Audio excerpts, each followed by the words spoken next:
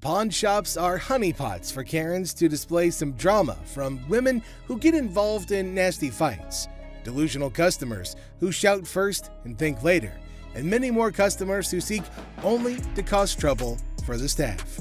These are delusional Karens on Hardcore Pawn. It shouldn't be a problem. I'm at the jewelry department. Two women walk in to pawn an item for more than they bought it. This lady and her friend bickering. The woman on the yellow-white striped shirt screams like Ashley instead of letting her friend get a good deal. Hey, for real. Today, suck my ass. That's what you can do. Yeah, suck his ass too, damn it. A customer comes in to pawn a very old-looking TV and DVD player. This is a type of thing that nobody's interested in. The guy thinks he can't be thrown out of the shop, but Seth proves him wrong. How are you? How can I help you guys today? I want a meat coat today. Should I wear a small? Any color? The brown one right there. Yep. Yeah. Absolutely. I like that one. Really nice. Absolutely. You want to try it on? Yeah. Let me see here. Crystal, help me on this. Yeah. You sure this is a small? It's actually a medium. What? No, I wear a small. Try it. Try it. Suck it in. Oh, this is gonna be an extra small one. Let me see here. Let me see. Let me see. Here, help me on this. I got a bad arm here. Let me see. Let me see. Oh no, extra small, extra small. I think we got it. Got it? We got it? Okay. Oh, that's pretty too. That is it. Somebody else that we can talk to. They know what they're doing around here. I know what I'm doing here. You're telling me you're small. This is a small coat. I want a small. I wear it. A woman wants to buy a coat, but she obviously doesn't know what size she wears. Here, try this one. This is the one. Okay, let me try it. Try it on. Yep. I didn't try anything. Way too big for her. He tried me. Have a nice day, ladies. I want a jacket, Crystal. What are you gonna do? Escort to your car, machine. No. I'm tired of this. I am not going nowhere. Oh, no. I ain't never coming back. Bye, Crystal. Have a nice day. Seth plays a little joke on the angry Karen and her friend just before he sends them out of the pawn shop. The scene kicks off with Grandma storming into the pawn shop, demanding her money back for a purse that she claims is fake.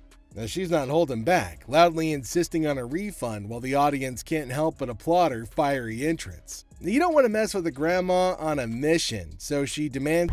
Les tries to maintain his cool amidst Grandma's escalating tantrum. Now he asks for the receipt, but Grandma didn't expect that curveball. Now she intensifies her demand for a refund, saying she isn't playing games with her hard-earned money, even without a receipt in hand. Now, Les's justifications aren't going to hold water with her. She wants her money, and she wants it now. Anywhere, especially in his store. Grandma, however, is in no mood to follow the rules, leading to a showdown where Les tries to put out her cigarette while she vehemently refuses. As the literal smoke clears, Grandma's still not backing down. She demands her money with a threat of legal action, insisting that she'll see Les in court. Les, exasperated, finally agrees to give her the refund just to get her out of his hair. But even as he tries to make things right, Grandma ain't done. She wants a card because she's ready to sue his butt. And with that threat hanging in the air, she finally storms out, leaving Les bewildered and relieved. Les can't help but reflect on how she's nothing like his own grandma, leaving the audience in stitches at the absurdity of it. The woman on the yellow-white striped shirt screams like Ashley instead of letting her friend get a good deal. Want $25 more? Grow up, act like ladies, and I'll help you. So here you go. Thank you. You're welcome. Why is she taking so much long? All of them can suck my ass. For real. Today, suck my ass. That's what you can do. Yeah, suck his ass too, damn it. Comes in to pawn a very old-looking TV and DVD player. This is a type of thing that nobody's interested in. The guy thinks he can't be thrown out of the shop, but Seth proves him wrong. Dr. Death's van. Step right up, viewers. You've heard of Dr. Death, but today's highlight is the van that spotlights as the ride for assisted suicides. Because nothing says vacation like a one-way ticket, right? This is a 1968 Volkswagen van owned by Dr. Death, Jack Kevorkian. by Dr. Death. This is the actual van that he did his first and several other assisted suicides in. Jack Kevorkian was an iconic figure in the city of Detroit. We're not aiming for a Valley of Chrome farewell tour this time. Mr. Big Bucks here wants a six-figure sum. Brace yourselves, because Les has his few concerns all queued up. It is a piece of history. I like buying weird.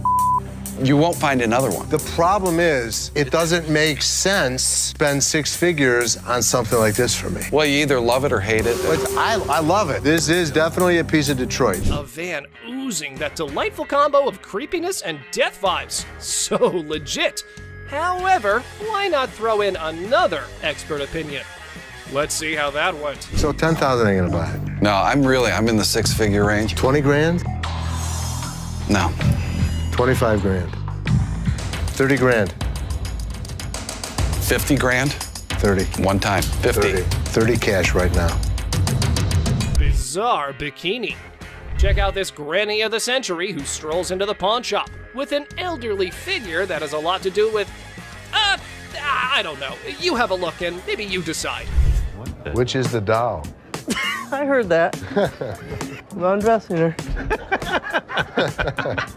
What can I say? A really nasty looking woman, but a very cool item. Yep, that's about accurate. You just saw a long-legged granny in a bikini. All the efforts are done in the name of art. However, our granny here invested in this model. How much did you want for this thing? I'd like to get $500 for it. This thing is art. It's a very cool item, but not for that price. She's really cute. I mean, she's really fun to look at, but it's not going to be even close to 500 bucks. Never mind, that was gonna be a deal breaker. Unless Les had some more quotes to add to the art piece, this stirs things up for the selling mix. Here this woman was playing my game, and I was losing. 200. 190. I'll take her. Will he stop? Okay, schlep it home. You know, I heard my dad saying it wasn't worth the extra $10. Bull. She wants 200. Latex vacuum bed. Look who's spicing up the pawn shop scene. This dynamic duo's got a latex vacuum fetish bed up for grabs. You know, just your average afternoon errand.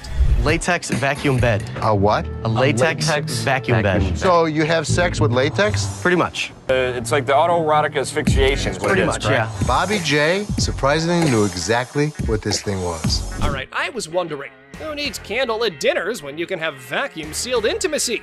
I'm not here to judge. However, here's a quick demonstration. Is it normally when Felix has his hand over his mouth? Normally what they like. I actually used it. Are you breathing? Here we go.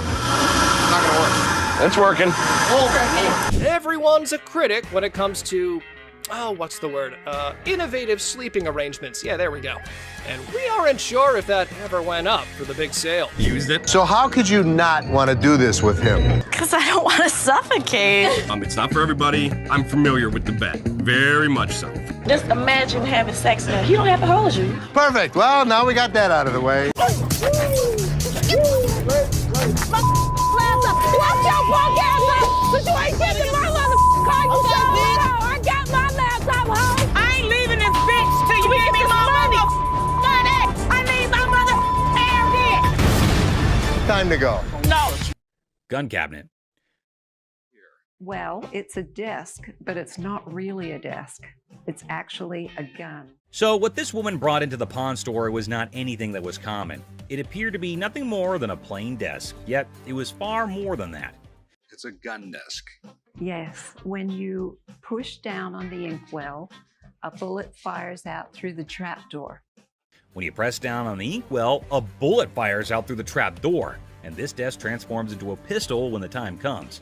If I sell it, that's fine. If I don't, I'm okay with that too. Thus, the merchant visited the business not exclusively to sell the weapon work area, yet additionally to figure out more about it. She needed to realize who possessed it, the way things were utilized, how old it was, and other such data. I was trying to figure out how to open it and had a really good look inside it and said, While hunting for a nice little desk, she came across this one. But when she got it home and attempted to open it up, that's where she discovered it wasn't what she thought it was. I've seen desks with hidden gun compartments, but I've never seen a desk as a gun. Rick thought it was something out of a James Bond movie, and he was so engrossed in it that he forgot he was actually pushing his face against a gun. Do you mind if I have a buddy look at this thing? Because I am just completely lost here. Not at all. Rick believed it was best to have an expert look at it after taking a closer look, so he called one. Gun. This is the gun. What? The master had never seen anything like it and had no clue about what it was utilized for. Yet, in lieu of what he saw, the master reasoned that it was made somewhere in the range of 1890 and 1910, which was an issue. Even though he couldn't guarantee it, the Pawn Stars may buy it in a gray area. Bring it to a gunsmith and have him professionally deactivate the mechanism. Then it can be legal to buy and sell. The only way to buy and sell it legally is to take it to a gunsmith and have him deactivate the mechanism. Only then can it be simply and legally acquired and sold. I wish I could help you out more. It's just one of those things. Thanks for bringing it in. Oh, you're welcome. Orange Bowl ring. I decided to come to the pawn shop today to sell my Penn State Orange Bowl ring from 1973. This individual then brought in an Orange Bowl ring from Penn State in 1973. He was in the shop trying to sell it since he needed the money for upgrading his house, and he reasoned that it must be valued at least $1,500. Where'd you get this? You know, I went to Penn State and guy down the hall played on the team, and he needed some money, and I bought it back then. The seller claimed that one of the team members needed some cash and that the only thing he had was that ring. Thus, the man paid him the necessary funds and purchased this ring. You know, it was Jeff Clark. He didn't play too much, but he was an outside linebacker for the team. This particular ring belonged to a linebacker named Jeff Park, who was a member of the squad even though he didn't play much. What are you looking to get out of it? I'd like to get $1,500. Okay. Just as he previously stated, the man wanted $1,500, but Rick needed to examine the situation more carefully before making any moves to get the ring. It was then that he discovered that the ring had a problem. The price is reasonable, but it's illegal for me to buy or sell anything when any identifying mark has been removed on an item. The ring was cool, but it was also reasonably priced considering that the engraving makes it completely identifiable. It was no longer lawful for Rick to purchase or sell this ring after the engravings were taken out. I'd be more than happy to buy it off you for $1,500. Problem is, it's like buying a car without a VIN number. The seller was a little confused as to how the removal of a few inscriptions might make the ring illegal to purchase or sell. As a result, Rick and Corey had to thoroughly explain everything to him and let him know that despite their best efforts, they're unable to handle it. All right, dude. Okay. Sorry I couldn't do nothing with it. Okay. I know 1,001 people I could have sold this ring to and made a fake bill. I have some political memorabilia, the Secret Service ID for J. Howard McGrath, Attorney General of the United States. This individual entered the pawn shop with a $10 bill that had several signatures on it, a White House pass, and several Secret Service IDs.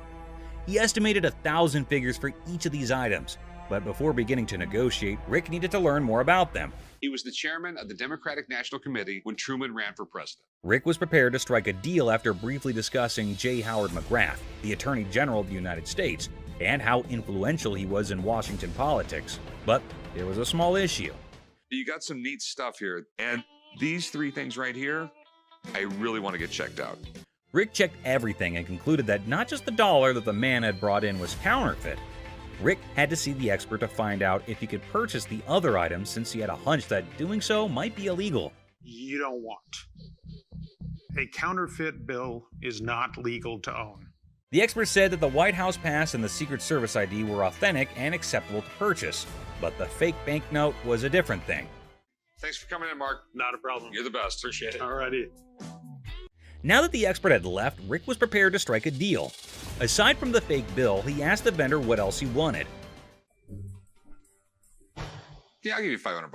Good deal. All right. You want to write them up? Yeah, sure. The vendor left the store with the cash and the unauthorized bill after the trade was completed for $500.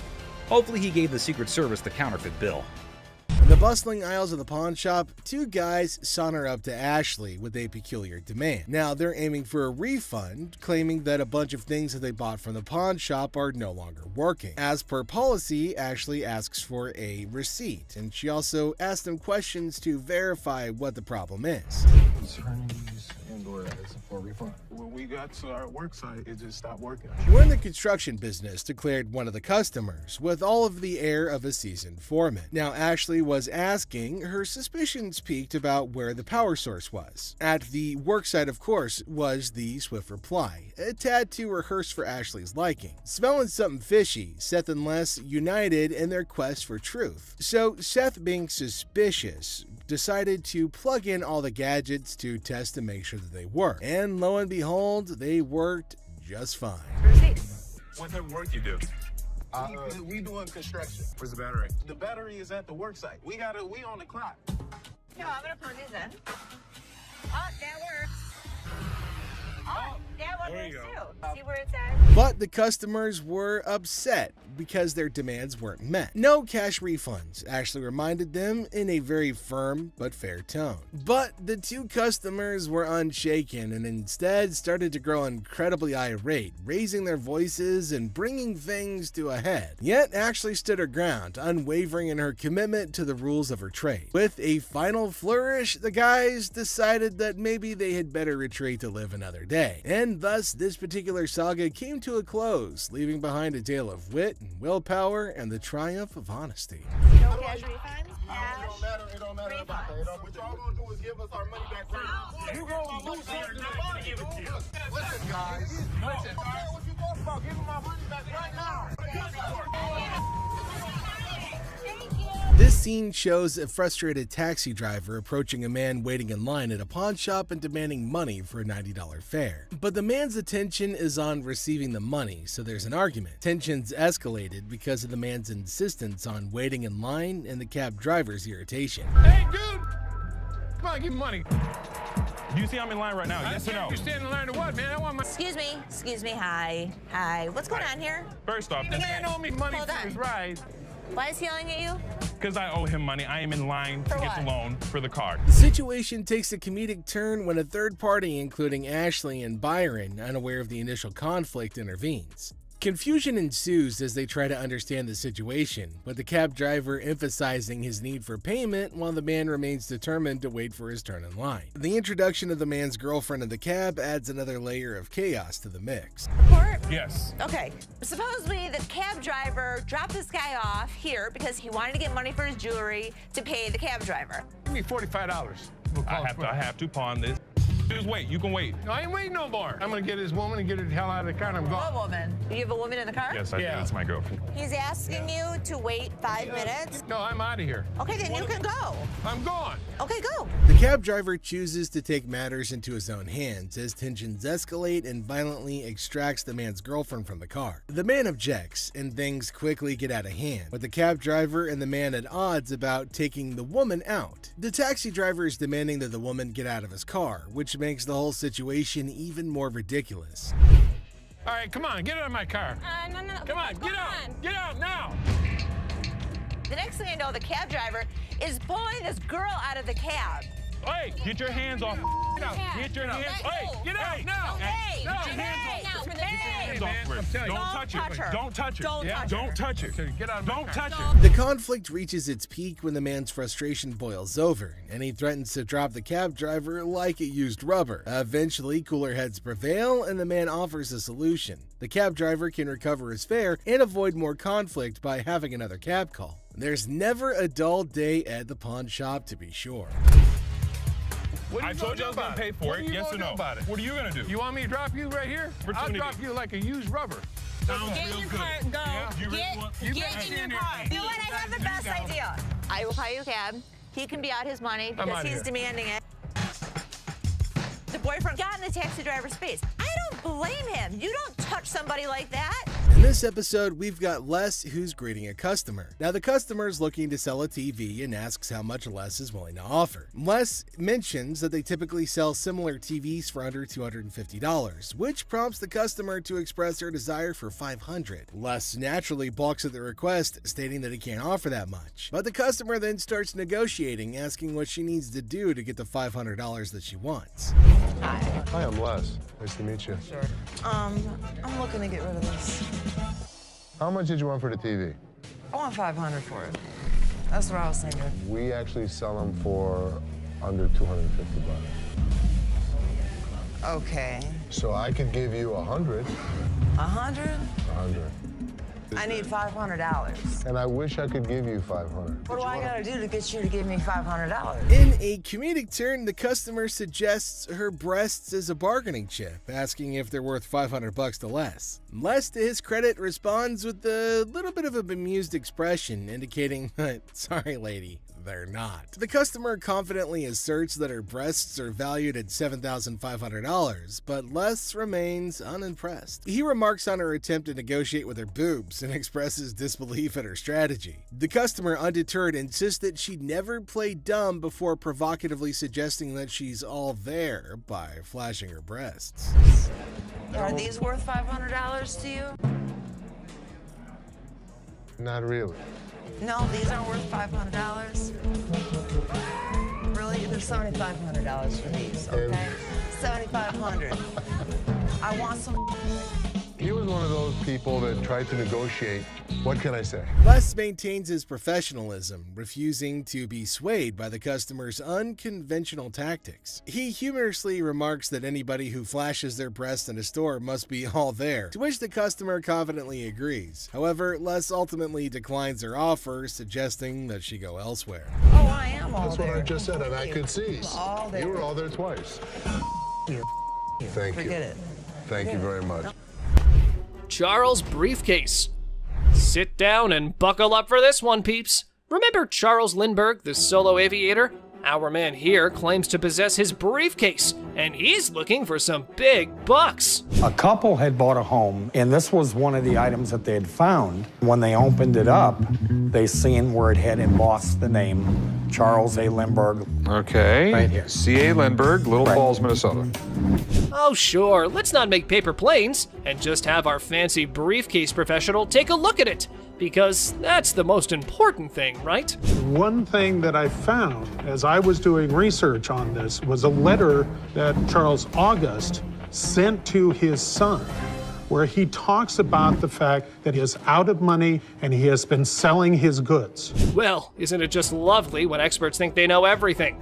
Our Lindbergh enthusiast has a different perspective and believes that their opinion is just as valid. I mean, try and do some more research, try to get some more documentation. That's all I can tell you. All right, will that change your mind? Depends on what you get, okay? All right, thank you very much. Have a nice day, man. All right. This did not belong to his father, and I will prove that when I come back. It's gonna cost a whole lot more. Led Zeppelin. Prepare your stairway to rock heaven. Cue the legendary Led Zeppelin. Our rock stars got an album signed by the Fab Four members. Because who needs stairs when you've got music magic? Hey, this is really amazing. Led Zeppelin is one of the greatest rock and roll bands of all time. Every one of their albums was in the top 10, and 6 of their albums were #1. Now, 4 signatures on an album, if this is real, I probably won't want to put it in the store. I want to bring it home. Hold up, rock enthusiasts. Let's not navigate this riff alone. Time to ring in the pros for some signature symphony guidance. Here's how that went. Based on everything I've seen, absolutely no doubt this is the real deal. Sweet. And what do you think it's worth? These things just really don't exist. But with that said, I put this value right at about $10,000 to $12,000. Whoops, that just triggered a button. But hey, Rick's unfazed by our shenanigans and smoothly sails on with the negotiation journey. My best price would be $17,500. This is history. Yeah, I mean, I'd go $8,500, but... I'm sorry. Okay. I appreciate the offer. Golden State Warriors ring. Guess what? Cupid's been busy, and our Romeo's on the hunt for a championship ring to dazzle the lucky fiancé. Game on, love-struck champ. So what I did was I brought pictures of another 75 Golden State Warriors ring. Okay. And as far as the pictures are concerned, they match up. Yeah. It's perfect. Here's a Shakespearean plot twist. Romeo's seemingly out to give Rick a trigger. Come on, dude, you're facing a pawn shop titan. Let's see how this drama unfolds. It's not testing. That's because you have a really cheap tester. Do you have one of your own? Yeah, I have my own stuff over there. Yeah, I mean, Mr. Romeo came in ready to take down the big G. But plot twist, the universe decides to serve him a slice of humble pie instead. Anyways, here's how things went on from that point. Any 11 grand, that's what I can do. That's your bottom line? Yeah, best price. Fair enough. I mean, I'm disappointed, but it's, you know, it's your property, you own it, and you got to do what's in your best interest. All right. So. All right, no problem, man. Yeah, thank you. Thanks for coming in. He knew he was in trouble once we walked through that door. Joe, did you steal from me? Tell me the truth.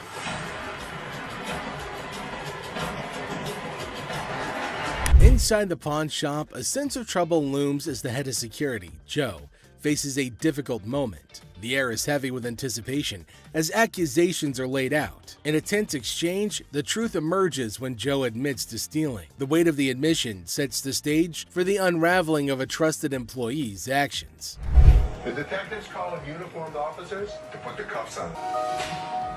And then he reaches into his pocket and pulls out an assortment of jewelry worth over $7,000. As the admission hangs in the air, the situation takes an unexpected turn. Detectives call in uniformed officers to apprehend Joe. A place built on trust is now shaken to its core as the true extent of the betrayal unfolds. You go this way. This is my loyalist point, my head of security, guy that I trust. The arrest unfolds and reality sinks in for the pawn shop owner. The disbelief is evident as a devoted employee, the head of security for the previous 3 years, is carried away in handcuffs. The emotional weight of the betrayal is clear in the owner's voice, which expresses the anguish of putting trust in someone who later proved dishonest. If he was, he could be anyone.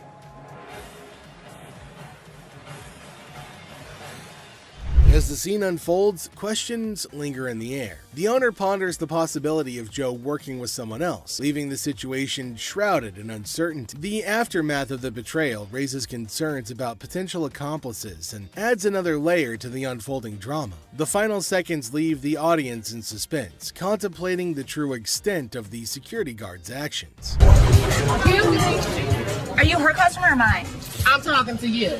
Come on. This lady got so irate because she wanted to be next in line. She wanted to be first. She felt that she was the most important out of every customer. You're next in line, so let me be right with you. Okay, well, come on. It doesn't matter. What the are you? You're not the police. I can talk to whoever I want to talk to.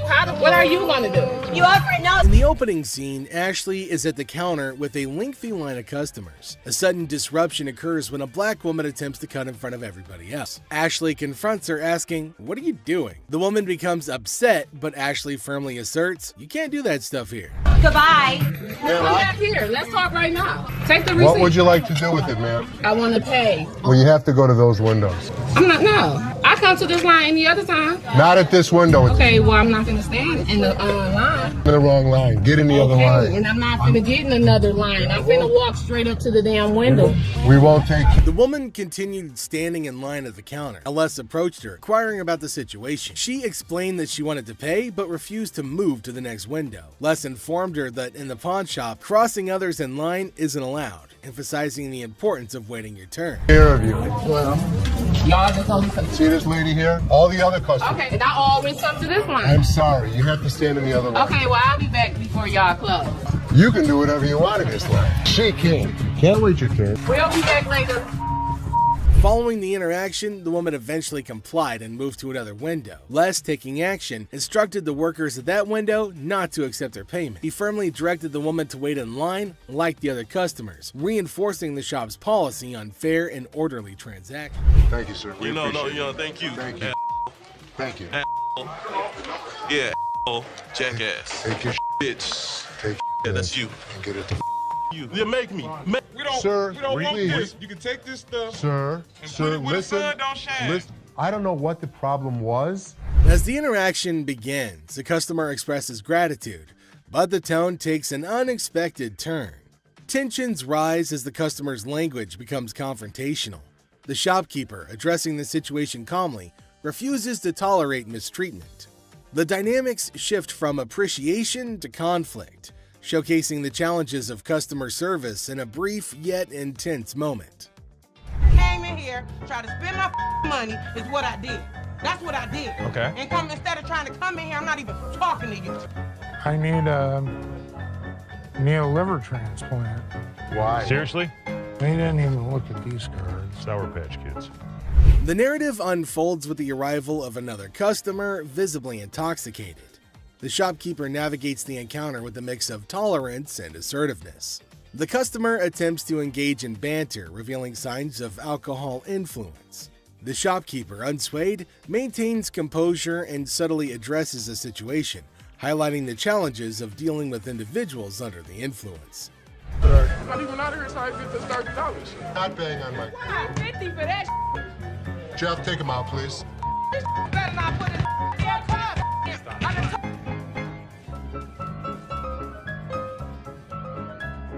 How would you? Man, what the?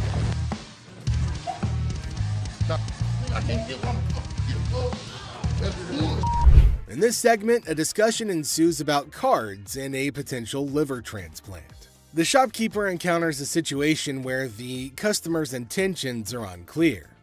Misunderstandings arise, and the shopkeeper skillfully navigates the conversation. The dialogue touches on humorous elements while portraying the complexity of communication in a retail setting. Hi. Hello, how are you? Good, how are you? I'm well. I'm here today. I want to pawn my computer. I'm trying to get my son into a technical high school. I know it's ugly, but it's No, I didn't say it was ugly. How much you looking to get? Like 175. Oh, that's not enough. I really wish you could give me like 150. Have you ever had it in pawn before? Yeah, I'm a gold card member. Get it for you for the same amount that you've had it in for. What was that? Do you consider the fact that I've been patronizing this business since '97? I really appreciate you're not giving me what I want. Well, I don't give everybody what they want. 157? You done? No, I'm not done. Do you want the 100? No, I don't. Okay, then goodbye. This customer walks in with a laptop and a price that just won't cut it. Ashley knows this one's gonna have to go. What do you mean goodbye? You can walk out the store. I can. But am I gonna walk out? You will. Who's gonna make me? I want to see somebody make me leave up out of this giving me what I want. I don't give everybody what they want. 150. Well, if you had something as a patron that's been patron since '97. No, I'm not done. I want to see somebody make me leave up out of this. Are you a lady or are you a child? I don't give what I am. And don't think that you won't. Because all I got to do is make a phone call. You know what? Get out. I'm not going out of here. Get out. Me up. Don't touch me. Touch me. Get out of my store now. I've been patronizing this business since '97. You have an English degree, right? No, I don't. Despite Ashley's efforts to help her, the woman goes ballistic. Felix, the security guard, escorts the woman out, but she doesn't go quietly. I was coming in to try and get like $1,500 for this. Okay. I'm trying to get my baby daddy out of jail, and I've been really trying to work things out with us. I love him dearly. I was his first phone call, so that lets me know that he loves me. Huh? No, not $50. I want $1,500 I'm sorry, for I these. can't help you with that. I said. I don't care what you said. I said I want $1,500. I'm not giving you $1,500. $1,500. I am not giving you. To get my man out, okay? I want $1,500. What part of that you ain't understanding? No, don't give me no damn hug. Oh, you need a hug. I don't want no damn hug. Get off of me. Good day, baby. I don't want no half milk. The woman comes in to trade baseball cards. However, the only thing she manages to do was initiate a shouting match with Ashley. This one is put out the door fast. Push fight. Two buddies square off in a pawn shop brawl over one friend's attempt to pawn the other's beloved PlayStation without permission. This calls for drama. That took my PS, he tried to pawn my your shop. Get my money back. You know him? Yeah, that's my roommate. He tried to pawn my your shop, try to get some money off, but I want my PS. He owe me my is mine. My back. Hey, do me a favor. We're not gonna scream, okay? What's happening here? This ain't your hotel room, spoiled punks. You're just creating a ruckus. Y'all better watch that tone and listen to the pawn majesty. Angelo, Steve, is that his? This between, yes or no? I mean, we just trying to handle it ourselves. That's fine. Steve, I'm gonna ask you one more time. Is it Angelo's or yours? It used to be his. Okay. He owe me money. What I supposed Steve? to do? We pay bills. You ain't paying. Tell you what I'm gonna do with it. I'll tell you what I'm gonna do. All right, guys, you probably want to take your business outside because there are some customers here who are not in a mood to listen to your story. Come take Can I see it? Come with me. You know, I'm a pawnbroker. I'm not a kindergarten teacher. You guys go talk about it amongst yourselves, and when you figure it out, then come back inside, okay? Until then, I don't want to hear you arguing. You grown men, not kids, go on. All right. free grab. The girlfriend decided to pawn her boyfriend's Xbox, and now he's on a crusade to rescue it. Lesson learned, right? Pawning is such a brilliant way to solve everything. My girlfriend, she came up here and she got rid of my Xbox 360 and I came up here to get it back. Okay, get the ticket? No. I can tell you her name and you can just give me my 360. I can't give you any information about somebody else's account. You just need to give me my stuff. But our man here forgot that this store needs a police report for such incidents. So how about you keep your volume down, gamer? Instead, this is what he does. Can I just have my... We can sell you another one. Well, let me just look for one that I want to grab. Okay, you go that way. Wait, right hey, what here. 360 there, bro? And I'll sell you one. Stop right here. No, ain't no And I'll selling. sell you one for $200. No, I can grab one for free. Excuse me? Yeah, you can heard. do what? What in the world was this dude thinking? He was running around like it was a jogging park. But hold on to your seats. Big Joe was here for a run too. Hey! Get out of here. Get the out. Now. All right, Don't ever step back my You gonna make me move? Get out of my face. My store. Bye. Customer flirting. Imagine you're ready to pawn that chain, right? How about using your charm to score a sweeter deal? Remember Ashley? She had a customer smitten with a better offer. You're the first person I met when I first come here to this pawn shop. Yesterday, I come up here and I got my chain out. Now I got to pawn it again. How much you have it in pawn for before? Oh, I had it on 120. I was going to pawn it for 200. Do you want to take a look at it? Yeah. Just wait, my friend. What's the plan here? You and Ashley? Do you like BFFs? Now, from where this unconditional love stems, suspicion might be knocking at your door. I can't find her name in the system. You sure can keep a woman waiting. Well, here's the thing. I don't even see you in my system. So you lied to me? I do like you. No, you lied. I adore you. I appreciate would not that. lie to you. Whoa, that confession strategy is next level. But hey, reality is the ultimate plot twist, right? Plans in our heads versus the real-time remix don't always sync up. How much did you get on this? I get last time 120. Okay. I'll give you 130. Okay. All right, step on over. I think I've got a customer for life. It's good to see you. Nice to see you. 700 cockroaches.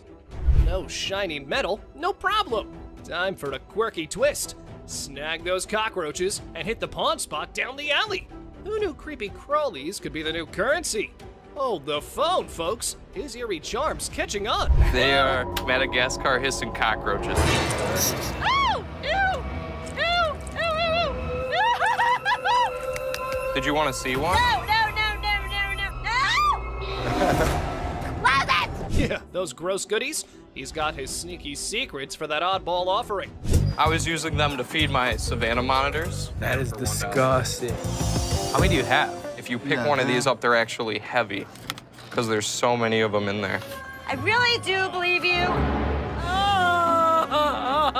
Seriously, bro, we're talking $1 a pop. Those things are tough to sell, even as giveaways. It's like offering a lifetime supply of, well, nope. You better take them back home. I wish I had somebody that needed them. Thank you very much. I'm sorry.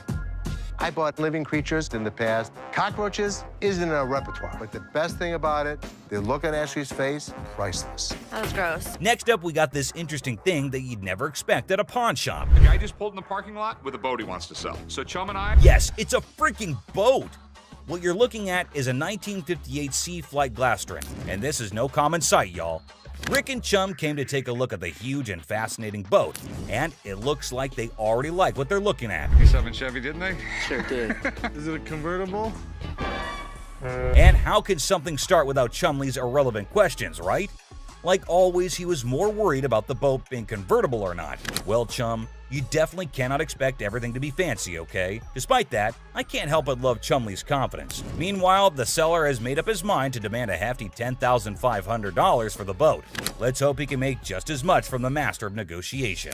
And this time, the item in question was a timeless beauty, created in 1958, standing tall, defying the effects of time. Whoever maintained it surely did it with the utmost care and dedication. Great work right there, but I think someone is already getting busy coming up with the numbers. It looks just like the 57 Chevy I got for the old man's birthday. It's definitely tempting because Rick's already deciding how he was going to pitch this look-alike a 57 Chevy. this Glastron boat is awesome, but but boats are tough to sell. So it has to be a home. Like he already said, boats are money pits. I mean, nobody would want to keep this huge boat in their homes as an antique. Quite rare, as the word suggests itself. But this seller is definitely giving Rick tough competition.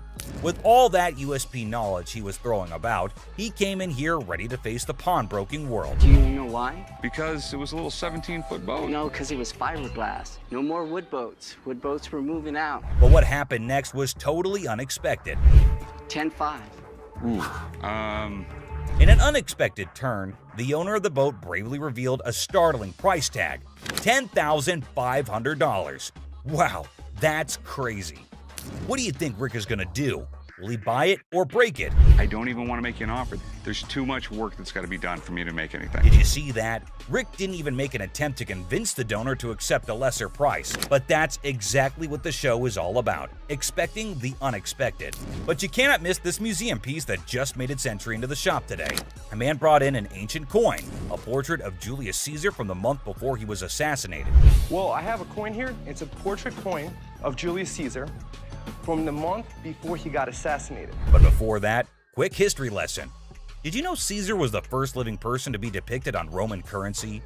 Back then, this honor was only reserved for the gods, so you can imagine Caesar's position in the society.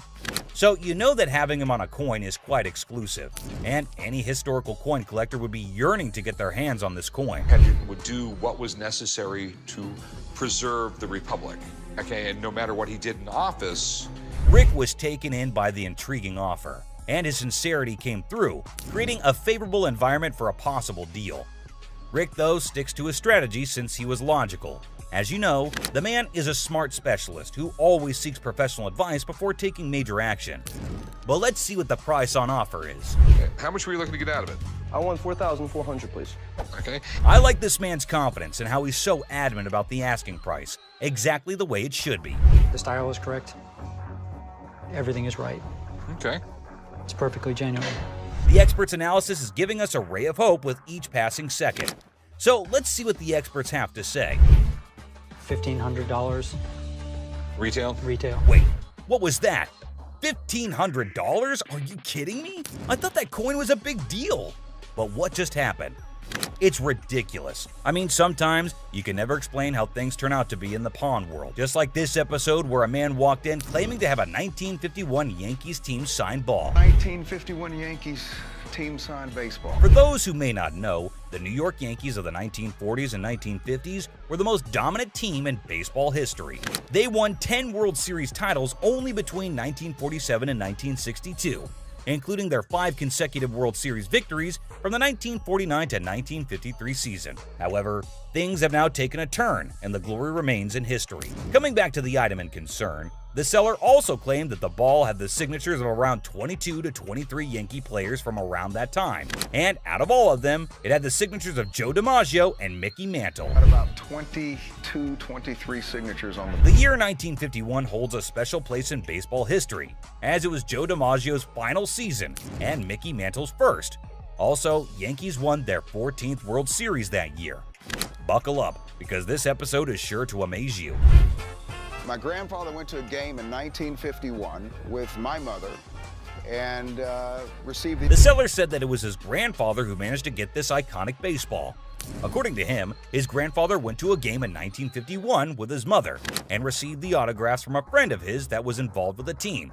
Well, sounds fair enough to me. Baseball doesn't really mean a lot to me. It's got some family heritage, but it's a baseball. I wonder why so many people want to sell something that has an emotional connection with them. But the seller's reason behind selling such an iconic ball seems pretty fair to me. This would be perfect for the company softball game. Chomway, I'm fixing to hit you. Charlie was trying to play the fool, but Benjamin remained unaffected, steadfastly focused on the business at hand. Benjamin saw nothing but the business and got right back into it. I don't trust this guy. I don't trust nobody, especially when they're trying to sell me. Benjamin, I can feel you totally. It's not like we don't trust anybody, but it's always better to be sure when there's a ton of money involved. No doubt the expert had to be called in. I do believe that this is a genuine 1951 Yankees baseball. Whoa, it looks like there's some good news for the man, and we might see some bills going out of the shop. But wait, don't be sure. you never know when the deal goes south. I think $3,000 is a reasonable amount for the ball. With audacity that leaves me breathless, a staggering demand of $3,000 was quoted for the ball. And it's quite obvious as well. After all the authentication and the proof, anyone would ask for that kind of money. They fired about $800. But wait, what? Benjamin just quoted $800? That's it? No one would sell it for that much, Benjamin. But he was in this business before most of us, and I assume he'd know better. So these were some of the times deals got out of hand on Pawn Stars. So which one of these intrigued you the most? Mystery guy.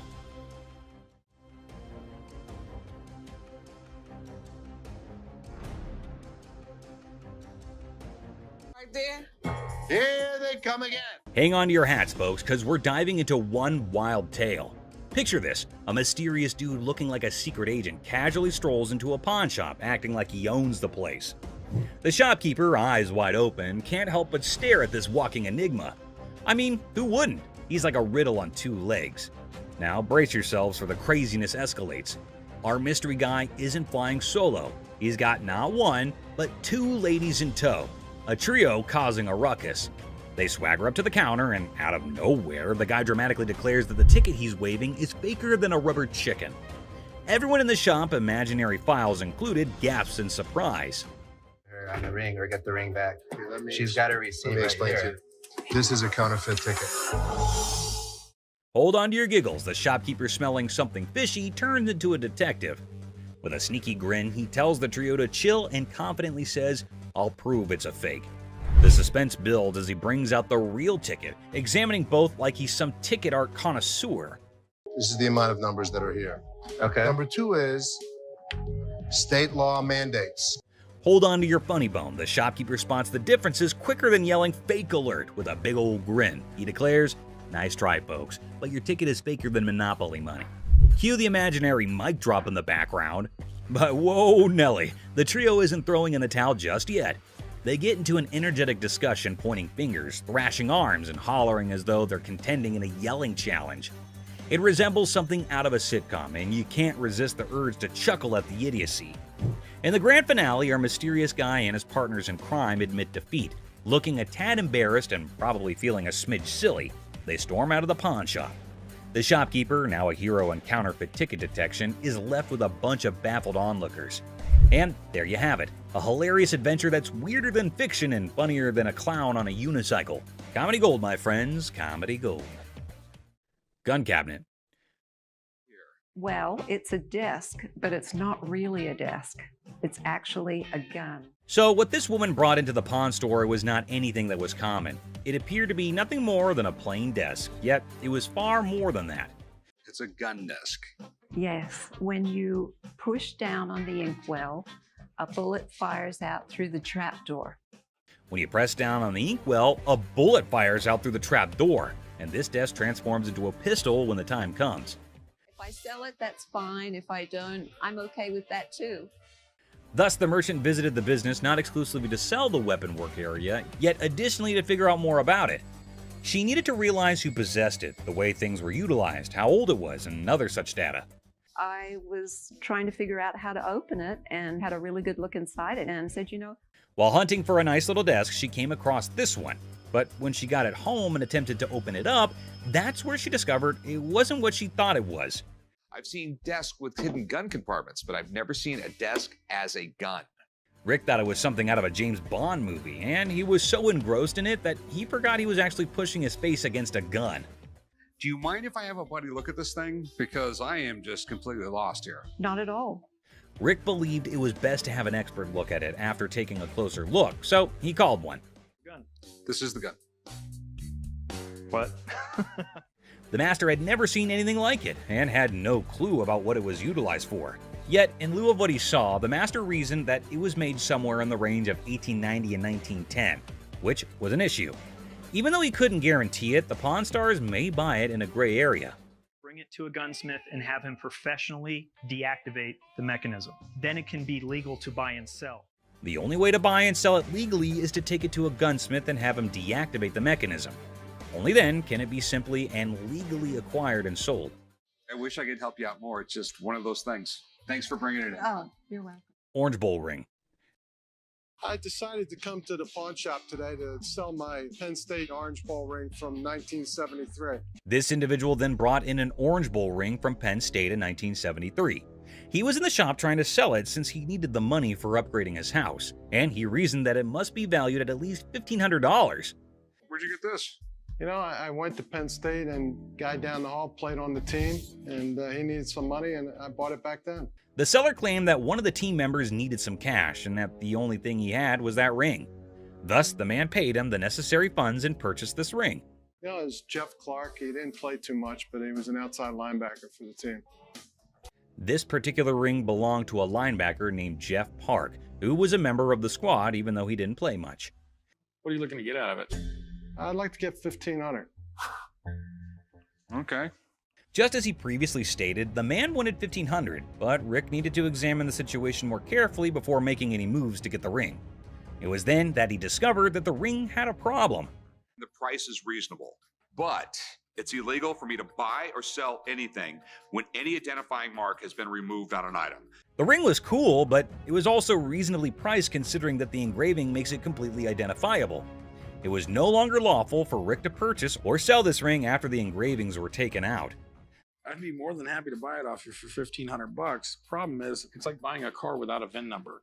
The seller was a little confused as to how the removal of a few inscriptions might make the ring illegal to purchase or sell. As a result, Rick and Corey had to thoroughly explain everything to him and let him know that despite their best efforts, they're unable to handle it. All right, dude. Okay. Sorry, I couldn't do nothing with it. Okay. I know 1,001 people I could have sold this ring to and made it. All right, buckle up for some wild tales from the pawn shop universe. A dude walks in trying to return a wonky iPhone, swearing he got it from here. Plot twist, no receipt, and he even tried blaming a random worker. Now, that's just the tip of the iceberg. We've got ladies claiming purse hostage situations and others pulling broken TV emotional sagas. Here are the scammers being caught on Hardcore Pawn. This dude who gets totally jacked in Detroit loses everything, even his watch. So he hits up this pawn shop to sell some stuff and make his way back to sunny California. Good, man. I'm Les. Philip, nice to meet you, sir. I'm here from California, do some construction, you know, buy some homes. Made a wrong turn, got robbed, and everything, dude, all my cash. I got nothing left, dude. I got a watch. I'm trying to get some money so I can get back to California. Les hears the guy's sob story, feels some sympathy, and offers $80 for the watch. Not a fortune, but the guy was probably expecting pocket change, so not bad, right? How much did you need? $300-400 just to get on a plane or a bus.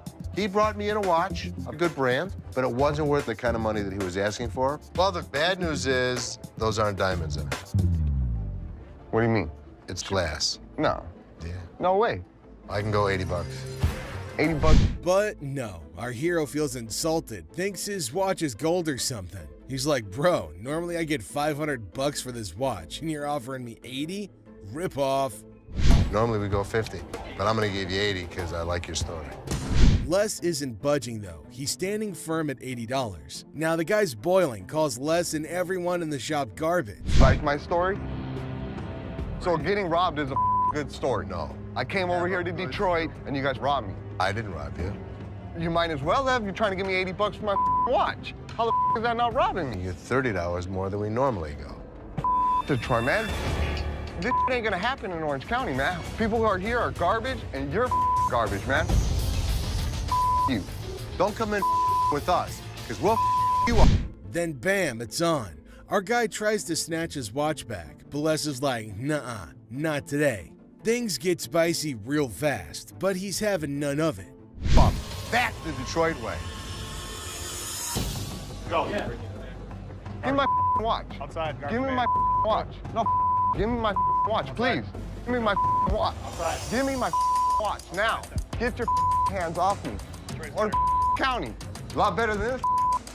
No one's gonna with Detroit. In the D, we are all tough. Let's go. Let's do it. So this customer walks into the shop with this antique necklace, claiming it's been passed down through generations. Can you help me, sir? I'm trying to get a nice deal on my antique necklace. It's been passed down from generation to generation.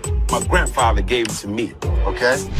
Les isn't exactly doing cartwheels because this necklace isn't blinged out with diamonds or gold, just some crystals. But the customer's on a mission for a sweet deal, even if it's not a precious metal masterpiece. My grandfather gave it to him. But Les, being more into precious metals than history, isn't interested.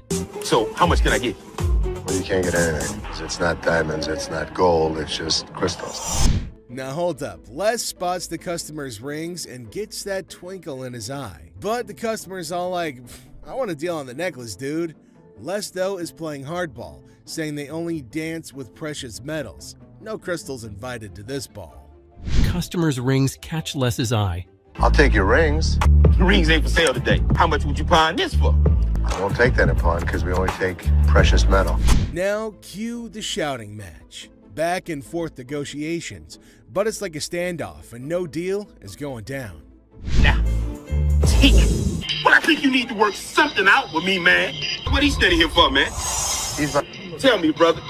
It's antique, man. Nope. The customer tries negotiating with Les, but no deal is struck.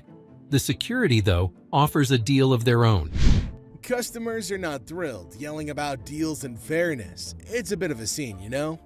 But here's the twist. Les finally gives in and says, all right, give me those rings.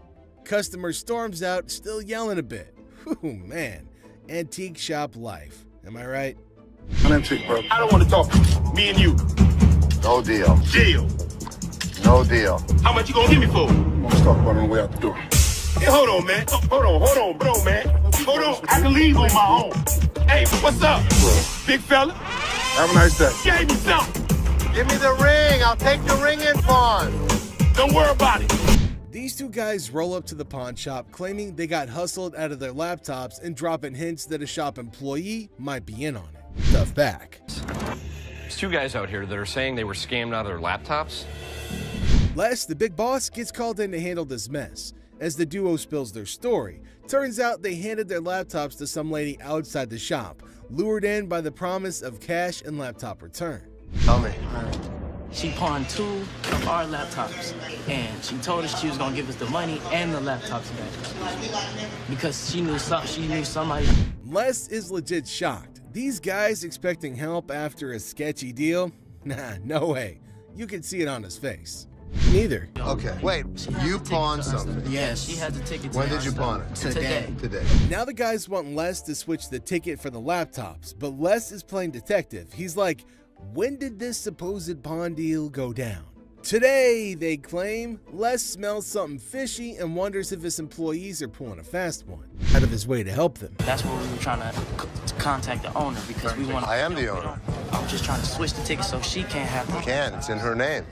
Legally, Les says the laptops belong to the lady. He can't just hand them over.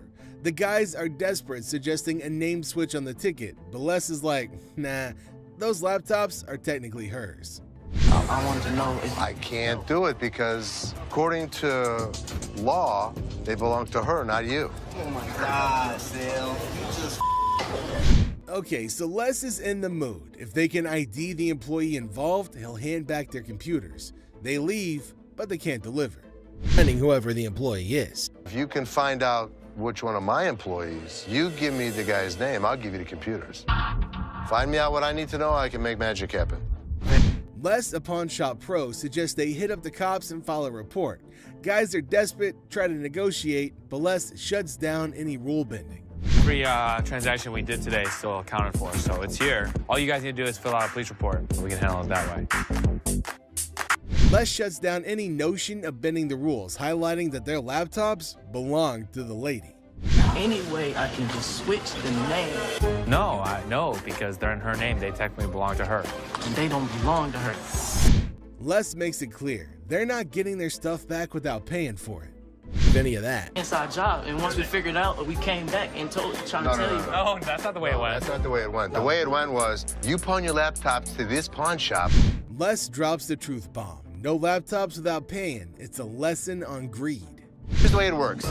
Nobody gets out of pawn without paying for it, and nothing goes out the back door. The boy still thought, hold up. So this dude walks into the shop all chill, just looking for some help with the table. But out of nowhere, he switches to R-rated mode, throwing around some colorful language. Let me lay on this mother. What the This is a sex table? Damn, I'll get some on this mother boy. Come on, Ashley, man. Les isn't having any of it. Bitch. That's what I've been screaming for. Come here. Get your ass over and shut up. He's like, Ashley, we need backup. Shut this down. Now it's getting wild. Dude is on a bed. There's commotion. It's like a party, but not the good kind. Get kicked in the face? Look, let me ask you something. No, you be quiet. Look, come this way, baby. If you let me, I'll be slapping that ass. Les steps in and drops the truth bomb. We're not turning this place into a free-for-all. But hold on, he's not just playing referee. There's the threat of a face kick. Yikes. Really? We don't think so? You don't disrespect my daughter-in-law? Les isn't messing around. He tells the customer to get off the bed, making it crystal clear, don't mess with my family. His family. I'll tear that up, boy. I'll tear that up. Tear that out of here. Understand that? Don't The customer throws out an apology, but man, what a scene, right?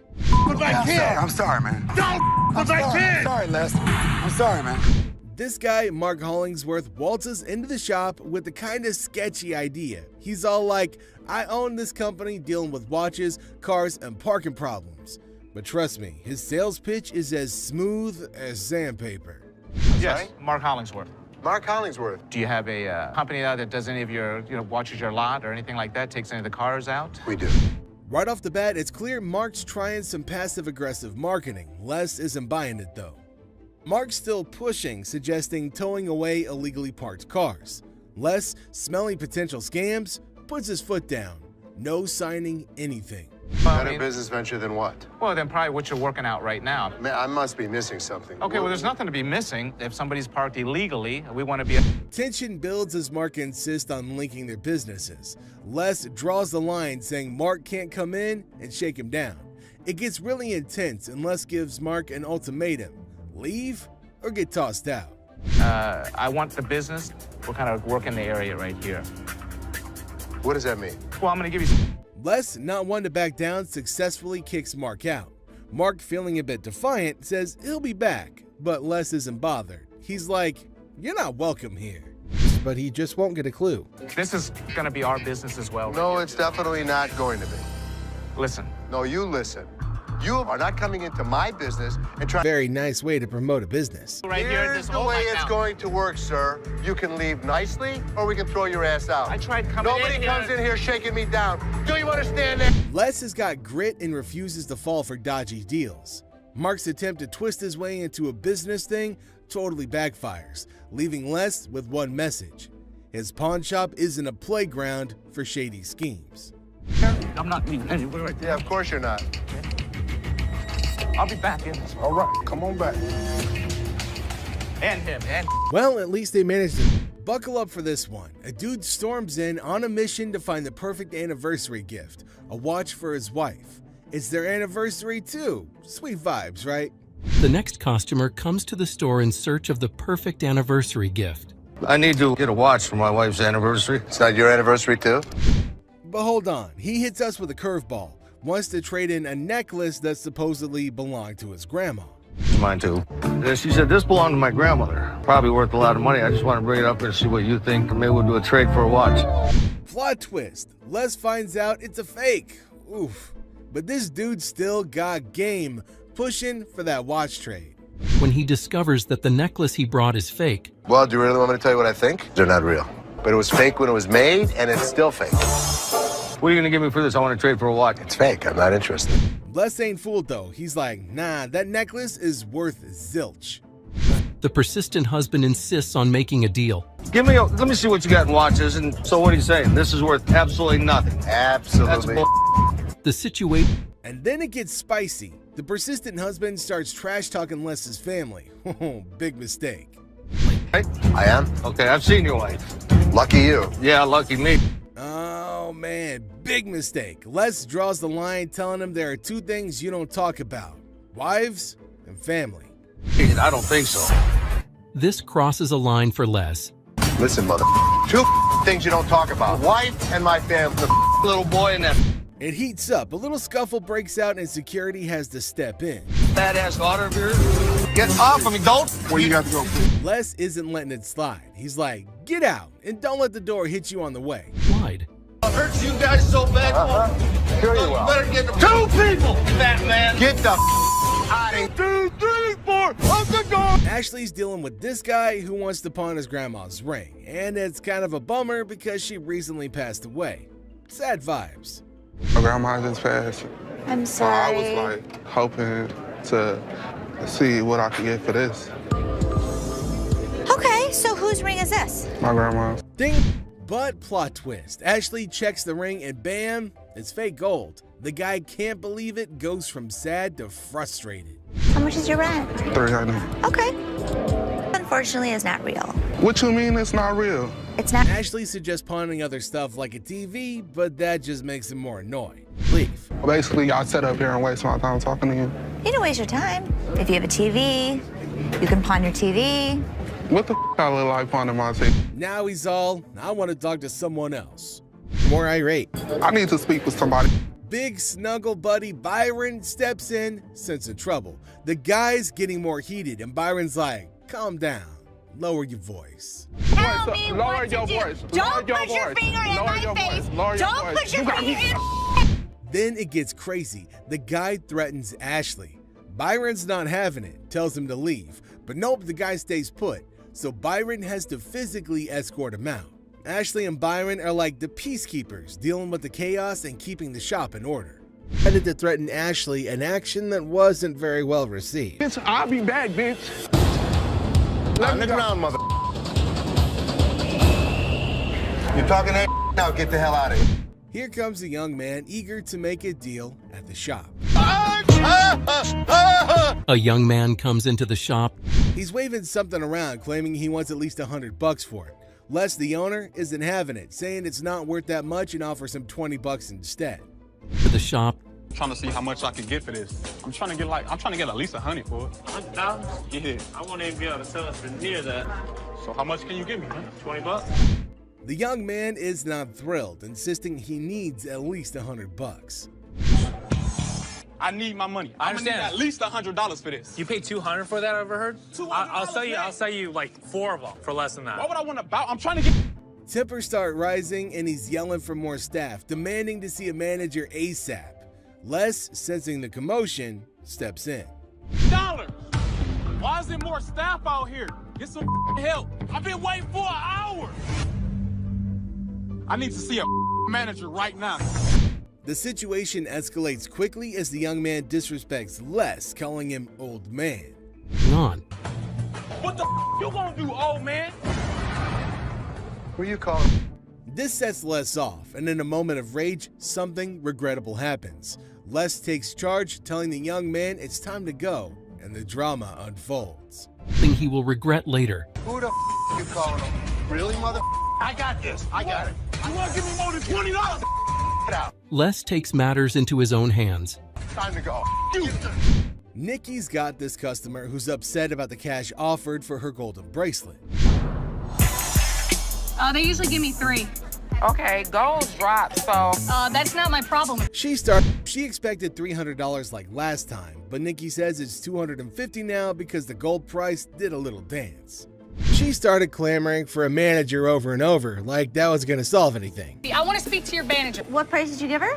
$250. And you need how much? 3. Okay. Just because the price of gold has gone down, that's...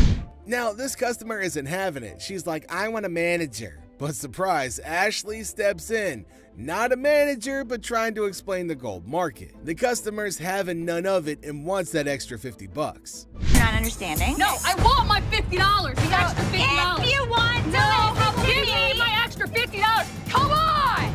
Since it's clear she won't be getting the amount she was hoping for, she decides when she realizes that bonus cash isn't happening, the customer flips the script, blaming the gold price drop for her unhappiness. She's dead set on getting her money despite market facts. Hey. Gold has gone down. Give me my money. Is she serious? Yeah, you had to bring him around because you... But Nikki's had enough of the drama. She tells the customer to hit the road, saying disruptive behavior isn't cool, and well, she's not welcome anymore. Customers out, never to return. Here, have a good day, and walk I ain't never outside. coming back to this store. You ain't big. Have a good day. Have a good You day. ain't big. I will rob you. Have a good. A young man from Dallas walks in, all proud of the watch that his grandma gave him, thinking it's worth 500 bucks. But Les takes a look and points out some issues, saying it's not worth much. A man from Dallas walks in. What you got here? That's the watch my grandmother gave me. And how much did you want? I'm trying to get 500. The guy's not having it. He wants to talk to someone who knows their stuff. Yeah, you see this coloration on the side? No. Rose color metal in there, looks like copper. I see gold. But it's not gold. I wouldn't be able to take it. Can't give me nothing. Les tries to reassure him, but things go south. The guy's all frustrated, claiming his watch is worth 500 bucks, demanding to talk to the jeweler. Sorry. Can I talk to somebody that knows what they're doing? You can talk to me. Unless you're bullshitting me, man. I have to get home, man, this week. I understand that, but it's got no value. It does have value. Things begin to go south. This is a bunch of bullshit, man. I want to pawn my watch that's worth $500. Let me have you talk to my jeweler. Now, when the jeweler says it's basically worthless, things get wild. The guy goes off, and before you know it, he's getting escorted outside unceremoniously. Well, this guy's been in the jewelry business all of his life. He wants a $500 loan on a watch. What can you do with it? What are we doing? Well, I wouldn't really call him names. We're not calling you any names. Outside, he's still fuming, dropping some colorful words. It's a full-blown scene at the pawn shop. The guy wants his watch back, but Les isn't having it. Nothing. Stop being a bitch. This is the worst pawn shop in the city. It's a piece of dude. Give me my mother. Man, come over here and pick this bitch up. Yo, you, get him. Yeah. Let's go, my man. Yo, give me my buddy. Hands up. Hands off, yes, sir. Yo. A customer eager to test the bike's functionality pushed to take it for a spin right inside the store. Horsepower I got? A lot. 600 cc's, my man. Seth, smelling something fishy, hesitates but agrees to check it outside. The customer, though, pushes to ride it down the road, making Seth suspicious of his motives. It's just pretty wild. I want to see what it's got. Can I get the keys? I want to see if it starts. I'm not turning it on in here, but if you want, we can take it outside. Now, it's clear that this customer might have some sketchy plans. Seth, playing it smart, doesn't let the guy take control of the bike. Faith in a person he just met. You can't let me take the bike down the road. Now, the customer, thinking that he's all tough, brings in a friend, calling him his dog, trying to challenge Seth's authority. Let's try it out. Who's this guy? That's my dog. That's your dog? That's my dog. But guess what? Seth's got backup. Byron and the crew. Byron is known for his muscles ready to keep the peace. The customer, yeah, feeling overconfident, tries to provoke Byron, but it backfires big time. Byron takes charge and kicks him out. Understand? Why? You got somebody that's gonna stop me? Byron. Man, I don't need your dog. Come on, dog. You get over here and take care of this light work. Byron's big presence shows that loud barks don't always mean a big bite. The troublemakers learn the hard way that messing with Byron is a bad idea. Now, I don't know where you're from. It don't matter where I'm from, man. You stay the out my face. That's all I can tell you. Show you whose face I'm gonna get in. This your dog, right? You get up in my face.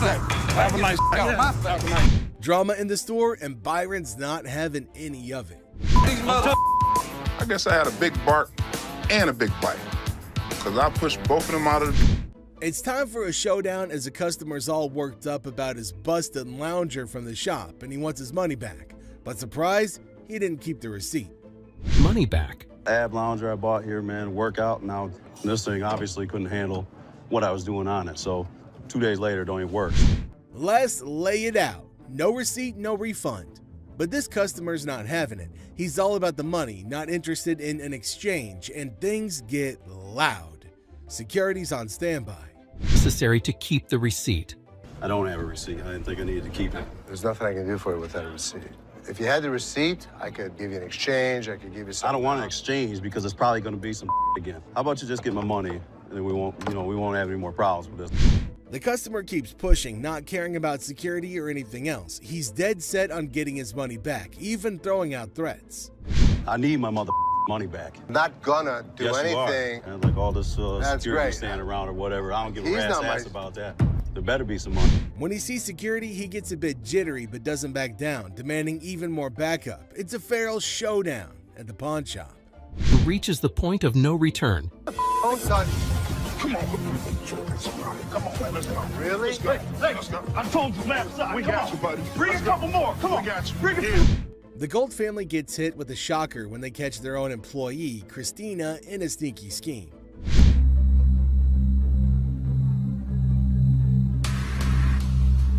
They're all curious about Christina's shady moves. Turns out she's been pulling off a scam right under their noses. During busy times, she's cooking up fake loan tickets, sneaking money from the pawn shop. The family's jaws drop. Total disbelief. At your merchandise. Yes. I wrote up the loan. Okay. I wrote it up, but I only did it when we were busy. So they confront Christina about it, and it's a mess. Her crafty plan makes it tough to figure out how much she stole. The numbers they're throwing around hint at thousands of dollars gone. Money off of them bit by bit. And so you wrote it up for $350? Yes. And what about this piece right here? How much did you give a loan on for? The Golds are just stunned at their own employees' audacity and cunning moves. Stolen. You wrote up a fake ticket and stole money from us. I can't hear you. Yeah. Yes. Les tries to cut a deal, saying spill the beans and maybe they'll go easy. But Christina's all defiant, giving vague answers and stalling. How much money do you think you've stolen from American Jewelry? Would you say it's over $1,000? I don't understand what that is. Yes or no? When the police get involved, it hits them. This is serious stuff. Les gives Christina a last warning, saying once that door opens, her fate is sealed. Even with a chance to cooperate, Christina's not budging, so the Golds have to hand her over to the cops. You're just stealing from us all alone without any knowledge of anybody else stealing from us, correct? Last chance, because once that door opens and the cops come in here, I have no option. With the way she had to do their dues. Okay. All right, check this. A customer walks in wanting a receipt for something she already owns. Item that they already owned. We don't give out receipts. What you mean you don't give out receipts? When we give you your item, that's your receipt. That's proof that you paid to take it out. I need this receipt to show what I spent my money on. So I do business with... Les says the item itself is proof of purchase, but she's not having it. She insists on a receipt to show what she spent her money on. With the answer, Bitch, give me my mother receipt. I need a receipt. My man needs to know what the I spent my money on, and you sitting there looking all stupid and you can look at... Even with Les trying to talk sense, things go south. The customer gets all aggressive, throws around some colorful words, and even threatens physical harm.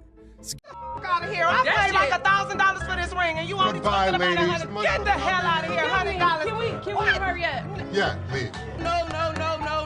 I was the one that came in here, tried to spend my money, is what I did. You want to see crazy? I'll show you crazy. I better not see you again in my vehicle. I'll hit you on my truck, pile. I mean, I'm not leaving out of here till I get to $30. The big customer swings at Ashley and doesn't miss. A man flips out about his missing game system. The customer starts to throw stuff when told no. The female customer turns hostile when a laptop pawn goes horribly wrong. An angry wife wants her wedding ring back. A woman flips out because her ring was sold.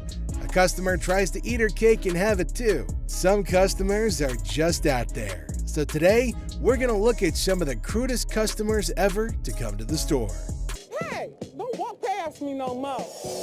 I've been standing here forever trying to get somebody to help me. Why don't you come? Hey, I know you hear me. No.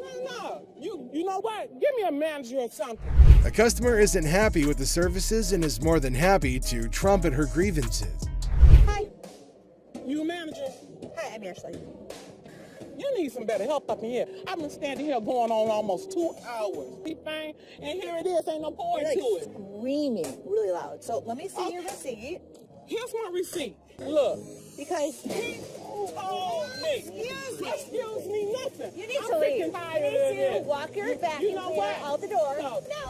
The lady gets her wish for a manager fulfilled. What? You know what?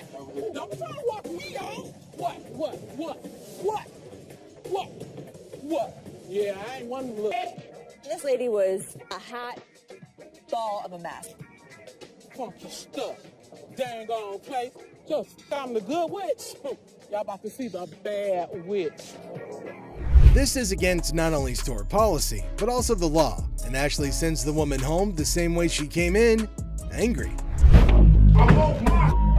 I paid for my to get back. Not nobody else. I don't want nobody. I want my. The problem is we still haven't found it. Let me be honest with you. We don't have it in the store right now. How is it not in the store? I don't have the faintest idea. Apparently, he's not very happy with the gaming. Give me my money back. So let's come over here. Let's write him up.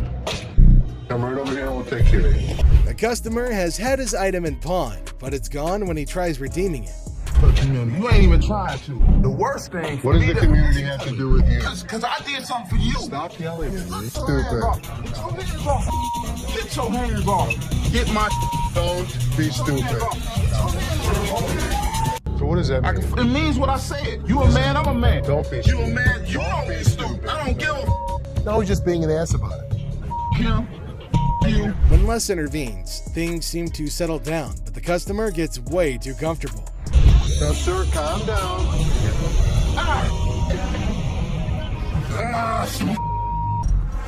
I give you my word. Whatever I owe you, you're going to get. Here's what I can give you. He finally calmed down, and we struck a deal. This was one of those situations. It should have never happened. The problem was, Seth's guys f***ed up. He tells me I can run stuff, and then he doesn't give me the power to do it. Let me make the decisions. You have to trust me every once in a while. Just when you think it can't get worse, it does, as the man goes for Les's throat. Good. What's up with this? Give me 1 second, sir. To be honest, I don't think we're gonna take them, brother. You say what? Go get somebody for me, dog. This made me act up. Yeah, what's going on, man? What's going on, cuz? 40? No? Yeah, I'm not interested.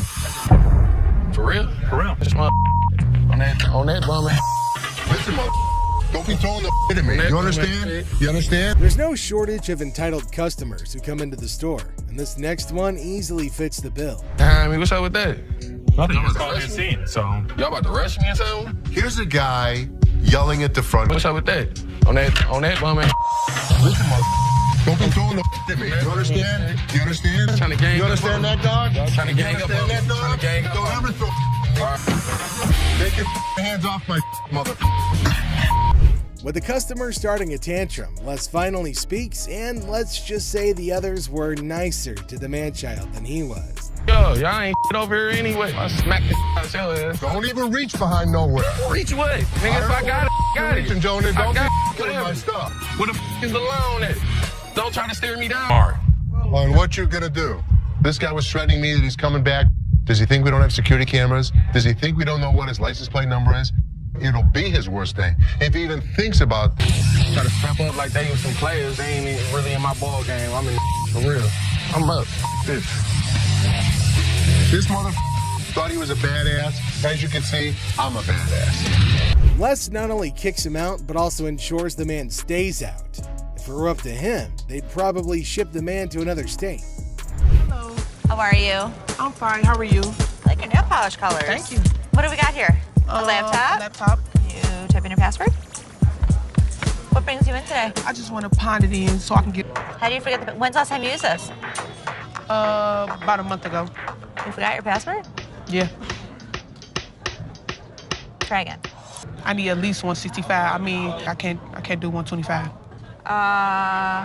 65 or not. When a lady comes in with her laptop, she forgets her password and manners, but Ashley can only help her with one of those problems. Okay, I know what, I ain't got time for it. It's like you don't like your job. You don't like your job, you shouldn't work here, sweetheart. I'm sorry, you really shouldn't. I am respectful. Learn how to talk, learn how to talk, learn how to talk. Have a good day. You were too silly. So are Don't you. touch my toes. Flat out. You done? I don't give a like I said, I don't care. I can take my business somewhere else. The lady obviously doesn't like the sound of $150, and the negotiation goes downhill from there. Lady, or are you a baby? Excuse me, sweetheart. Hi. What the you looking at, bitch? What the you looking at? I'm talking to you, bitch.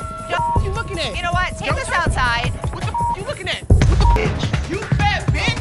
Fat ass bitch. You ain't with a fat ass bitch. Go walk somewhere, bitch. You too like I said. I can take my business somewhere else. You don't know me, bitch. Crazy. That's what I'm talking about. Walk away. Bye. Bye. What more can we do? Since the lady won't stop talking, Ashley engages her, and it's like setting fire to dried sticks. Hi, manager. That's me. How can I help you? My wedding ring that's $5,000, you guys have it. I want it back. Okay. Ring. Yes, he took it because we're having financial problems. I get why he did it. I just want to come in. No, I didn't make a police report. The hell am I going to make a police report for? I'm not going to call the cops on my husband. I'm coming to you to get my... For the ticket? Oh, my God. I want my ring. Can Okay, you so get let in me... the computer Okay, so and let look me... up the name, Okay, tell me how so- much I owe you, and give me my... Nothing is scarier than a woman with a vendetta, and Ashley's best effort to handle this one with care absolutely fails. All I want.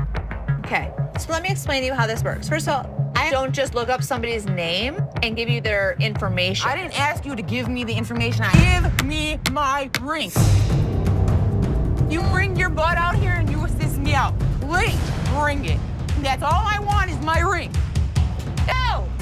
Up yours. I want to see you walk outside. Come on. You're so big and bad. Yelling, screaming. Can't type anything to a computer. Oh, this bitch. I'm going to come back and get my... I promise I'm going to come... The lady doesn't appreciate Counselor Ashley, and the exchange turns sour.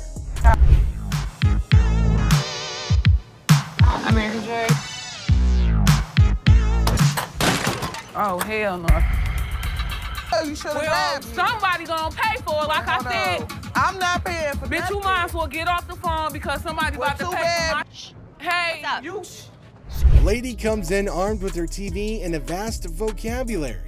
The Golds might not like the latter, though. When I came to the door... So how did she break your TV? Because I told her to hold the door and I dropped it and it cracked. See? It's cracked.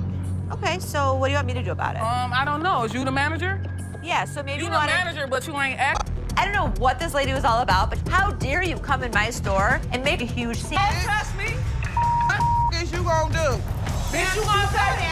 Don't act stupid. The ladies might come to blows, and Ashley steps in to keep that from happening. You is the type that will get smacked. Really? Really. Try it. Y'all got me up. You have Go get 1 my minute TV. to get your out of her phone. Oh, bitch. Ratchet ass. Don't trip. What's up, bitch, and fix your makeup. Don't trip. Bitches, you go. Whoa! Hit yourself in the head.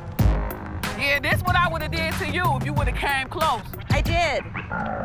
The woman does not like being evicted and transfers her anger to Ashley, but she isn't the first sassy customer the staff's gonna handle.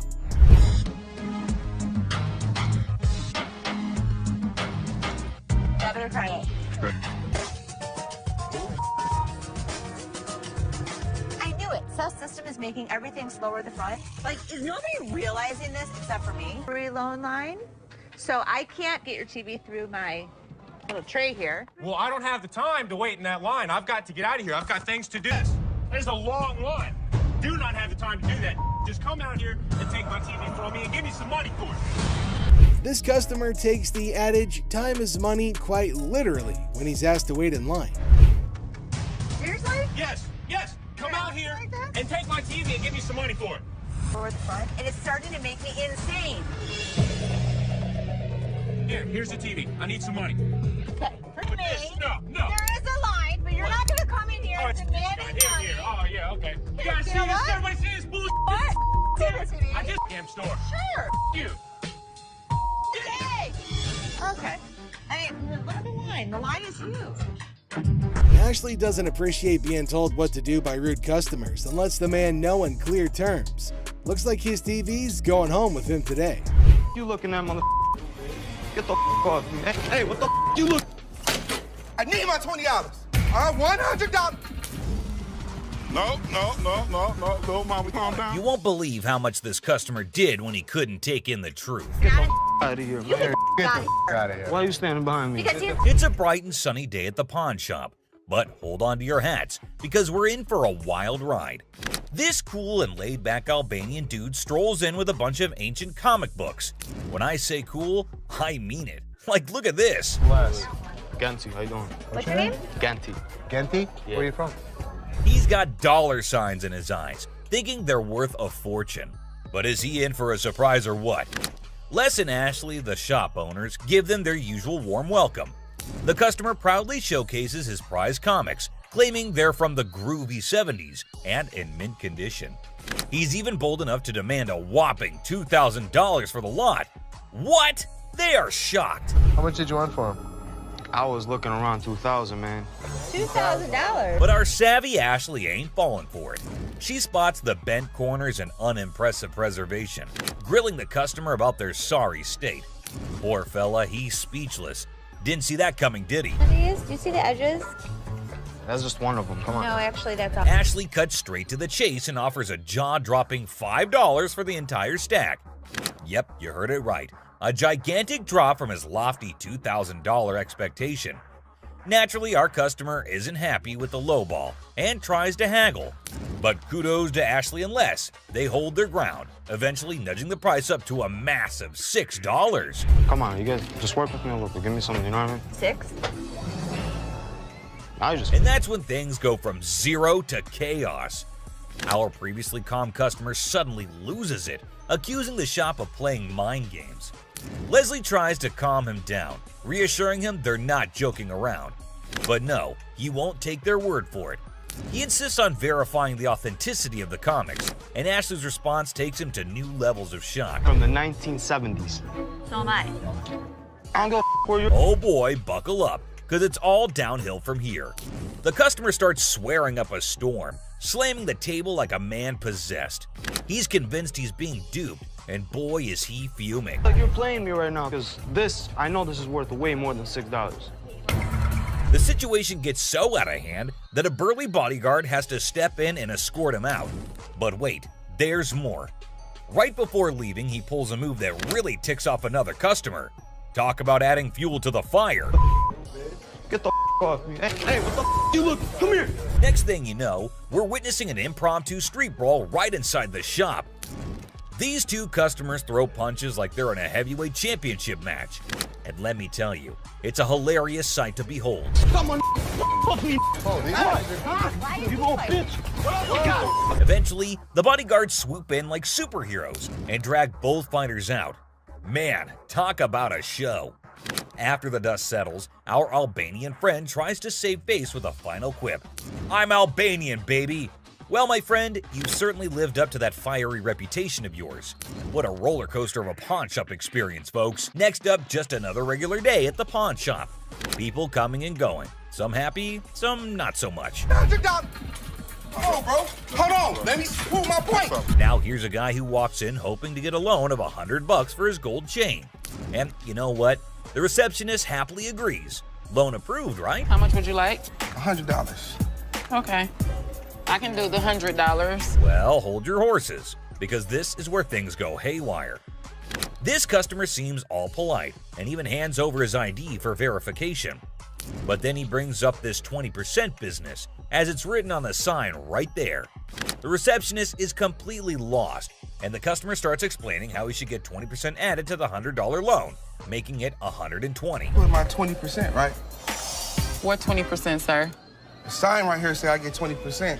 But the poor receptionist has no clue what he's talking about. Politeness goes out the window, folks. The man's anger instantly flares up when he realizes the receptionist is clueless. He asks her if she's ever seen the sign in her life, and boy does he point it out right in front of the shop. Talk about intense. Sir, I don't know what you're talking about. Is you serious? Yes, sir. Ma'am, you ain't never seen the sign? Now, this angry customer won't let it go. His voice keeps getting louder, drawing everyone's attention in the shop. I'm supposed to get 20%. You said you gonna give me 100. I get 20% of 100. We see as the bodyguard's on alert, and even Seth, the boss, steps out of his office to see what the commotion is all about. The man keeps angrily repeating that he's supposed to get that 20% with $100. When the receptionist refuses to budge, he demands to see the manager. Seth steps up and asks the customer to read the sign again. He patiently explains what it actually means. At another pawn shop, bring me in the ticket, and when you take it out of that pawn shop, I'll give you 20. But does our furious customer listen? No way. He's sticking to his guns, dead set on his demands. He even goes back and snatches the sign to show it to the receptionist and Seth. You can practically feel the tension, folks.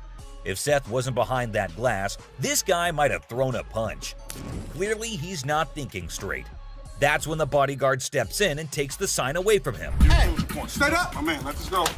Let this go. 20%. The angry customer doesn't even give Seth a chance to explain. Oh boy, talk about rage blinding a person. This irate customer keeps shouting in the shop, demanding his 20%, hoping someone will back him up. Sir. Why? Well, because you're false advertising. I guess you think You're not letting. But here's where things escalate. This customer challenges Seth to step out of his glass office and face him like a man. Whoa, the temperature's rising in here. But Seth's having none of it. He tells him to get out since he's causing a ruckus. And you know what happens next? He gets escorted out by the bodyguard. And get this, he tries to take the sign with him. I'm getting something out this bro. I'm you down for the sign, my man. If I chase you down. Gotta admit, that's a bit hilarious. But the bodyguard quickly snatches it back, and the customer keeps cursing as he leaves the shop. But wait, there's more. To show his anger, this guy grabs a harmless plant and throws it on the ground. $20 worth right there, bitches. Oh, man. What did the plant do to him? Seriously, what did the plant ever do to you, man? And off he angrily storms away. It's never a dull day around here, is it? This next lady has real poor luck, but it does not excuse her behavior. Wait, the door's right there. Have a good day. Because you got a big dude, you think you hot? So this lady storms into the store demanding her stuff back, which happens to be just 2 TVs. The receptionist asks her for some ID and tickets as proof, but this lady is completely clueless. I need your ID or the tickets. My what? She doesn't have any of those things, and here comes the shocker. Her boyfriend pawned off her belongings. Can you believe it? Now she wants them back, and it's a pretty messed up situation to be honest. She explains to the receptionist that she can't provide the required documents because her no-good boyfriend isn't even around anymore. He left her high and dry. Ouch, that's gotta hurt. Now Ashley, who overhears the whole thing, initially sympathizes with this poor girl. But hold up, that sympathy doesn't last for long, and for good reason. I feel terrible for her, but I can't help her without her ticket. This customer suddenly loses her mind, like all the anger in the world has consumed her. And guess what she does next? Brace yourselves, people. She starts yelling and banging on the glass window, demanding her precious TV. Don't bang on my window! Seriously, that's not how you get things done. Even if someone is trying to help you, no one will tolerate that kind of behavior. Ashley, understandably furious, tells her to back off. The situation gets so heated that Ashley has to step out of the room to confront this unruly customer. And guess what? This lady has the audacity to threaten Ashley. Well, Ashley isn't one to back down, so she tells her to get the heck out of the shop. This customer is beyond crazy, I tell you. It seems like she had a truckload of problems even before she set foot in the store. What? I dare you. Now, the bodyguard steps in to escort her out, but oh boy, this girl goes on a rampage. She knocks over everything in her path, completely enraged. Come on, girl, you seriously need to chill out. Bye! What? I'm scared to leave. Finally, they manage to get her out of the shop, but you won't believe what happens next. Unlike the previous guy who threw a plant, this woman tries not once, not twice, but 3 freaking times to break back into the store. I mean, seriously, woman, get a grip on yourself. This is just embarrassing for everyone involved. But damn it, we're not your local psychologist neither. Even the bodyguard has had enough at this point, and he can only imagine what kind of crazy exchange must have taken place. Man, oh man, what a wild scene that must have been. This next guy is the most polite guy you'll see, but things take an interesting turn. I'm trying to help you solve your issue. Well, folks, let me tell you about this wild encounter that went down, starting with a seemingly innocent greeting. Hey, how are you? I'm good, how are you? Oh, well, actually, I'm not doing so good. Little did anyone know, trouble was brewing. You see, this poor customer was feeling down because his dear grandma had passed away. He needed to sell something urgently to scrape together enough cash to cover his rent. Now that's a tough spot to be in, right? Enter Ashley, a real gem of a person. She genuinely empathized with this guy and offered a helping hand. So the dude decides to sell his late grandma's ring, thinking it's made of real gold and worth a fortune. Ashley, being the responsible gal she is, takes a good look at the ring to verify its authenticity. And guess what? It's not the real deal, folks. It's as fake as a knockoff Rolex. Okay. Do you have anything? Naturally, Ashley breaks the news to the guy and asks if he's got anything else to pawn instead. But this fella, he ain't buying it. He's convinced that Ashley's got it all wrong, and he wasted his precious time chatting with her. Well, hold your horses, buddy. Ashley calmly reassures him that his time wasn't wasted and suggested he could pawn his TV instead. But oh boy, this suggestion hit a nerve. He starts acting all weird and uncooperative, throwing a tantrum. TV. You can pawn your TV. What the I look like? Now, here's where things get intense. Ashley's just trying her darn best to help this guy out, but he's not having it. He demands his ring back and starts searching for someone else to deal with. I'm trying to do whatever I can to help him. This not making no sense. And when Ashley tries to explain that she's simply doing her job to lend a hand, it's like a switch flip inside this guy's head. He goes ballistic, questioning Ashley's every move and acting all erratic. It's honestly a bit scary, folks. Believe it or not, this fella has the audacity to tell Ashley to lower her voice, even though he's the one causing all the ruckus. Talk about pushing boundaries. He even has the nerve to put his hand on her face trying to belittle her. And get this, he's not even listening. Lower your voice. Don't Lower your tell voice. me Lower what your to do. voice. Don't Lower your push your- voice. He's busy with his threats, making Ashley's job even harder. But our girl Ashley, bless her heart, stands her ground like a champ. But wait for it, folks. Here comes the jaw-dropping twist. Out of nowhere, a hero emerges. My face. Lower your Don't voice. put your You gotta finger be- in No, my you face. gotta be- Bam! This mysterious stranger slams our angry customer to the ground WWE style. Can you believe it? And that's not all, folks. This hero then grabs the unruly fella and drags him out of the place. Because guess what? The dude still won't quit. On the ground. On the ground. On the ground, mother. He keeps up with his nonsense, making threats and vowing to return for more. Seriously, what on earth did Ashley ever do to deserve this kind of treatment? It's downright mind-boggling, folks. Well, the last person on this list is no less than any other irrational person than earlier. If the item was worth the money, I would give her money, but he was a loudmouth. It's just another ordinary day at the shop when this woman walks in, hoping to make some quick cash by selling her jewelry. Pretty common scenario, right? How you doing? I'm good. Trying to find this here. Well, here's the twist. It's also quite common for people to claim that their jewelry is real, when in fact, it's not. But it all depends on how they react when they find out the truth. Now, this particular woman already seems a bit agitated as she approaches the counter to sell her rose gold earrings. Les, the shopkeeper, takes a look at the earrings and bluntly informs her that the color is not real. Surprise, surprise. I can feel you. Okay, so what's up? They're not real. The woman didn't see that coming. Les goes on to explain why the color is faded, indicating that the earrings are not made of real gold. Now, you'd expect her to accept the reality and move on, right? Nope, not this lady. Instead, she comes up with a lame response like, well, duh, that's because it's rose gold. Seriously? I mean, it's common knowledge that when the color starts fading on real gold, it's a clear sign that it's not genuine. But this woman insists it's two-tone rose gold, while Les insists it's just some base metal. They were just base metal. It's not gold. Base metal is going to turn colors when you put chemicals on it. Come on, lady, listen to the expert here instead of getting all rude. The fact is, base metal changes colors, not real gold. It's pretty clear that this woman just wants some money and has the audacity to demand $200 for those earrings. And as if being rude wasn't enough, she starts hurling abuse at poor Les. That real rose gold earrings, man, I need $200 right now. What the is the... Talk about being confused and disrespected. I can't blame Les for not taking that kind of nonsense. So the bodyguard steps in to escort the woman out of the shop. But guess what? She keeps insisting that she wants her money and even asks the bodyguard to check the earrings again. Seriously, lady, drop it already.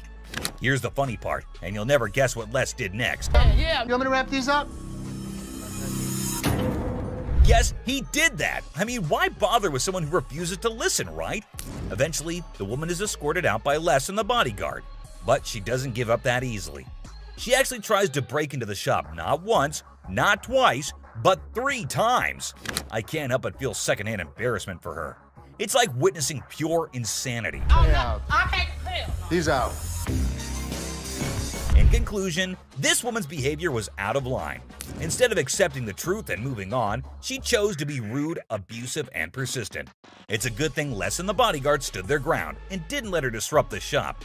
Let's hope she learns a lesson from this and thinks twice before causing such a scene in the future. My dad truly believed that this glass could be something. Space for years. And you never know what surprises will walk through that door. Today we've got Seth bringing in something that's blowing everyone's mind, and boy is he in for a shock.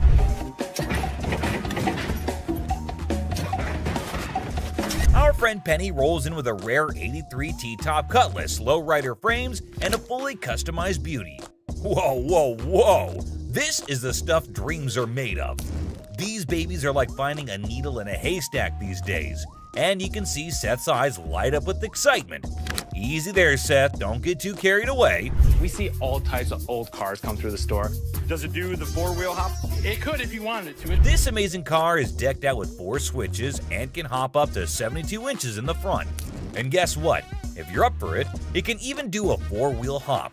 Talk about a versatile ride. If you wanted to, it's equipped to. But it's very rare we see a tricked out car that actually jumps off the ground. This car is the real deal, folks. It's got all the bells and whistles you could imagine. How often do you come across a fully equipped ride like this? Seth can't help but admit that it's incredibly rare to see a car that's not only fully customized, but can also jump off the ground. He can't resist showing off, telling us about the car's 4 hydraulic pumps and a whopping 14 deep cycle batteries. More batteries mean more power, right? Seth and his buddy can't resist the temptation to hop in and experience it firsthand. And let me tell you, they are having a blast.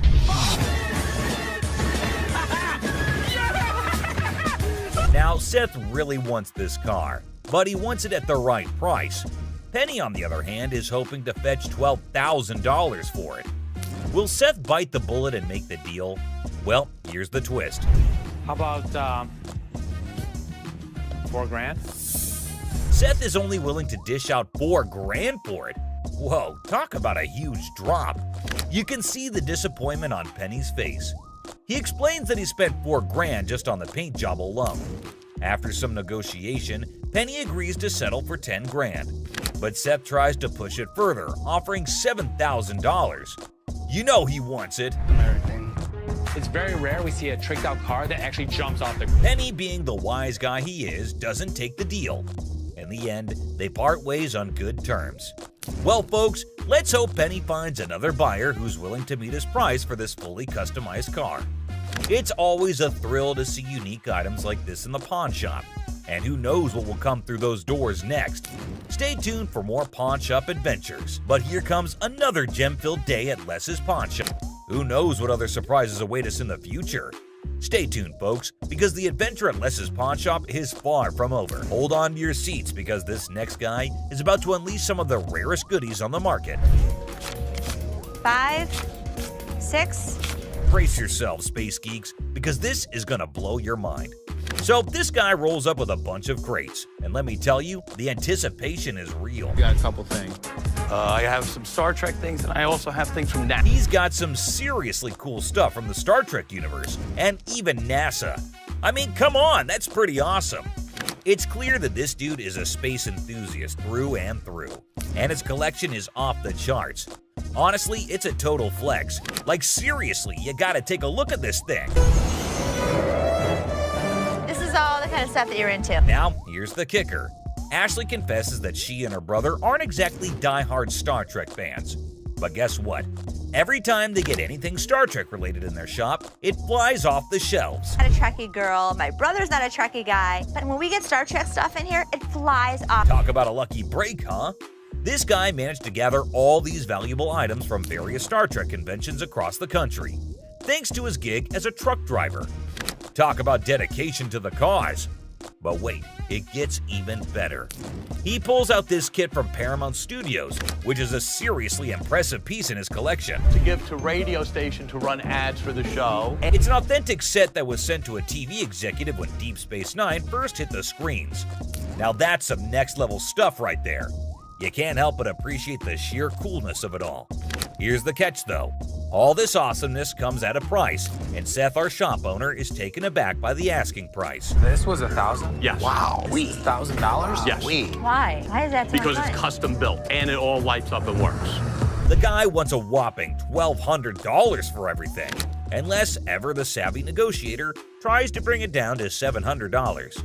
It seems like a stalemate, but fear not, because Ashley steps in with her clever thinking. After some intense back and forth, Ashley manages to strike a deal. $7,800. She works her magic and secures all these incredible items for just $800. Can you believe it? Talk about a happy ending. Everyone walks away satisfied. The customer gets a fair price, and our shop owners have some killer new additions to their inventory. Who knew that a truck driver with a passion for Star Trek could bring so much excitement to our little shop? It just goes to show you never know what surprises are waiting around the corner. I kid you not. This next guy just pulled up with a true gem. Checker taxi cab. I don't know about the original miles. Meter still. Can you even fathom it? It's none other than a 1982 checkered cab. Whoa, now that's what I call antique. Take a gander at this beauty.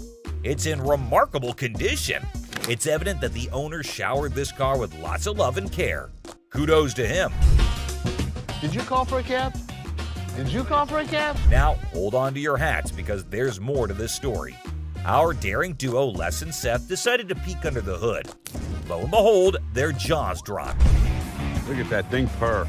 Don't you lose money because you get there quicker? And it all goes... The engine looks splendid, almost brand new. How cool is that? But wait, there's a fascinating tidbit about this cab. Back in the day, they used to write the rates right on the taxi door itself. Talk about genius! This way, the rates were fixed, making it easier to attract customers. It's a shame we don't see this kind of thoughtful detail nowadays. The door. Did you see the rates on the door? Yeah, I did. The shut up one is one I like. And guess what? This car enthusiast doesn't just have one of these incredible cabs, but a whopping total of 4. 4, my friends! And out of all his prized possessions, he decided to part ways with one and sell it to this very pawn shop. As long as the price is right and it's in good condition, we can make a profit. Boy, oh boy, Les and Seth should count their lucky stars. Now brace yourselves for the asking price. This customer is seeking a jaw-dropping $10,000. Can you believe it? Les, being the inquisitive one, questions the reason behind such a hefty sum for what seems to be a mere antique car. Sensibly, Seth suggests that the customer take the car for a spin, just to ensure everything is running smoothly. Perhaps then they'll be able to negotiate a fair price. Good thinking, Seth.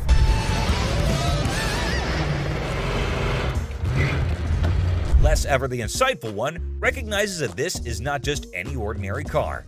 It's a masterpiece, a truly unique item. Plus, considering its excellent condition, they can actually turn a profit from it. However, much to their disappointment, the customer refuses to budge below $8,500. Sadly, no deal can be made today. Nonetheless, Les wishes him luck, and we join him in hoping that the right buyer comes along for this exceptional ride. Fingers crossed, and walked away from the deal. But wait, there's more. You think Les will let him walk away like this? Les has something up his sleeve, and he does this. Well, after mulling it over, the customer finally caved in and agreed to Les's offer. That's the kind of influence Les has, folks. Somehow, people just can't resist his charm. Now, with everyone on the same page, they can all happily move forward. It's smooth sailing from here on out. Jack, get the out of here. Yeah, I know you're gonna get your hands off. Really? You got me. No, she by herself, she ain't by herself, my man. No, I call me. I'm sure you're curious about what happened, so let's not waste any time and jump right into it. So this customer walks into the pawn shop looking visibly upset. As usual, Ashley greets him and asks how he's doing. Turns out he's not doing well at all. Here's the reason why. I'm not doing so good. No? My grandma just passed. I'm sorry. It's really sad to hear about it. Now, he brings along a ring that belonged to his grandmother. He wants to pawn this ring because he plans to retrieve it once he earns enough money. How sweet, right? However, it turns out that the ring is fake, which surprises the customer. Now, this got me thinking. Is he pretending or is he genuinely serious? It's hard to trust people these days, you know? But Ashley comes up with a solution to help him out by pawning his television. Can you guess what his response was? What the I look like pawning my TV? He starts getting rude with Ashley, which escalates into a heated argument. Then he demands his ring back, and not only that, he insists on being helped by another employee because he's annoyed with Ashley. And guess what happens next? Put your finger in my face. Don't put your finger in. Yep, that's how he ended up there. Crazy, isn't it? This customer's behavior became even more disrespectful. Just to prove that Ashley was completely wrong and useless, that's when, as you saw, the big guy steps in and knocks him down. But he continues to yell and curse at her. Eventually, Byron forcefully removes him from the shop. You got me up. No, let's go. Man, let me go. Let me go, man. Just when he thought everything had settled down, the customer goes ahead and threatens Ashley, saying he'll come back to get her. Oh dear, that's the biggest mistake he made since entering the shop. We all know what happens when someone messes with Ashley, right? Well, brace yourself and see it for yourself. On the ground. On the ground. On the ground. Dang, the customer was literally scared for his life. Next up, it was just another normal day at this famous pawn shop called American Jewelry and Loan, located right in the heart of Detroit, USA. He comes in with his Xbox and immediately tells Les that he needs to get as much money as he possibly can for it. He knew that they probably get a lot of Xboxes anyway, so that does not set him apart from the rest of the regular customers. He reveals that he needs as much cash as possible, and it is all for his girlfriend. I bet nobody saw that coming. This dude walks in and starts spilling some seriously bizarre beans. Now, Les wasn't sure if this guy was pulling his leg or being dead serious. It was a small amount.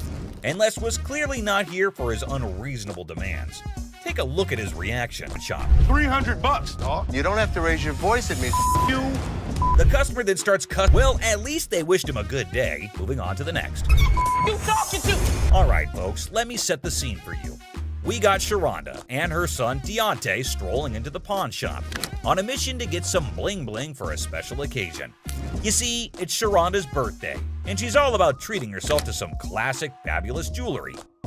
But hold up, here comes Deontay acting like he couldn't care less, the helpful employee trying to assist Sharonda in finding that perfect piece. And finally, down to the #1 worst customer.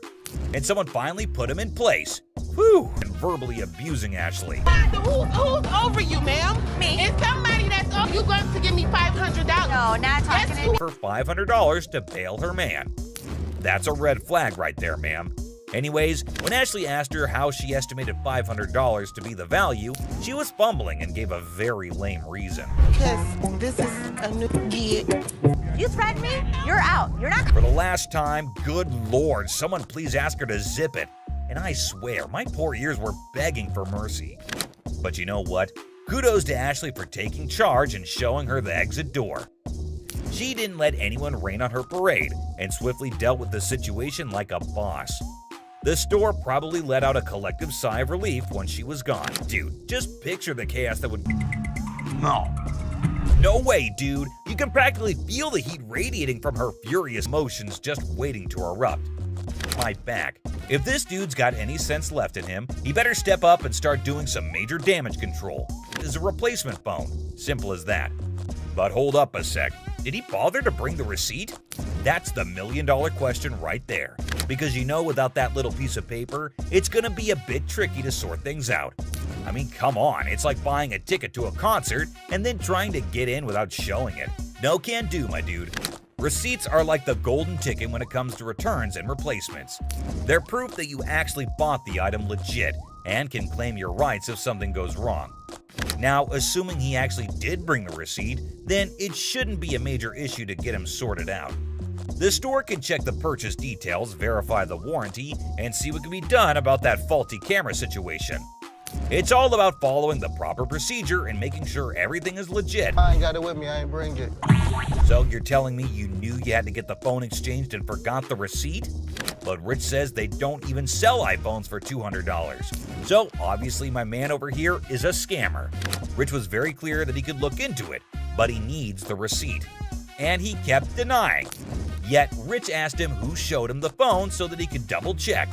He randomly calls up one guy and obviously the guy denies, saying they had iPhones on sale 2 to 3 weeks back. And the customer claims that he got it 2 to 3 days back. But obviously the man didn't like the fact that he is getting caught. And you wouldn't believe what he said to Rich. Mohawk, shut the hell up. My Mohawk doesn't talk. It clearly does. Clearly it Along doesn't. with that goatee, Now, the too. goatee does. Like seriously, this dude went way overboard. First, he rolls up in here with a fake item that was never even sold to him in the first place. What's up with that, right? And then he has the audacity to start talking back to Rich like he's the boss or something. Come on, man, Rich ain't just gonna sit there and let this guy run his mouth without firing back. It's all about standing up for yourself and not taking any BS from anyone. Rich had every right to clap back and put this dude in his place. I mean, it's crazy how some people think they can just waltz in and cause a scene without any consequences. But nah, that's not how it works here. Okay, did that one work? Pull the things up over your ears a little because you clearly can't. No way, dude. Even while Big Joe was escorting him out, this guy had the nerve to keep shouting at Rich, trying to prove his point. Talk about audacity on another level. I mean, seriously, when you're already in a situation where you're being shown the door, you'd think common sense would kick in, and you just leave quietly. But no, not this guy. He just couldn't resist the urge to keep arguing and making a scene. It's like he thought he could still somehow win the argument or get his way by raising his voice. But let's be real here. Shouting isn't gonna magically make your point more valid. It's all about having a civilized conversation and respecting the boundaries. But man, I can only imagine the frustration and annoyance Rich must have felt having to bear all that unnecessary noise.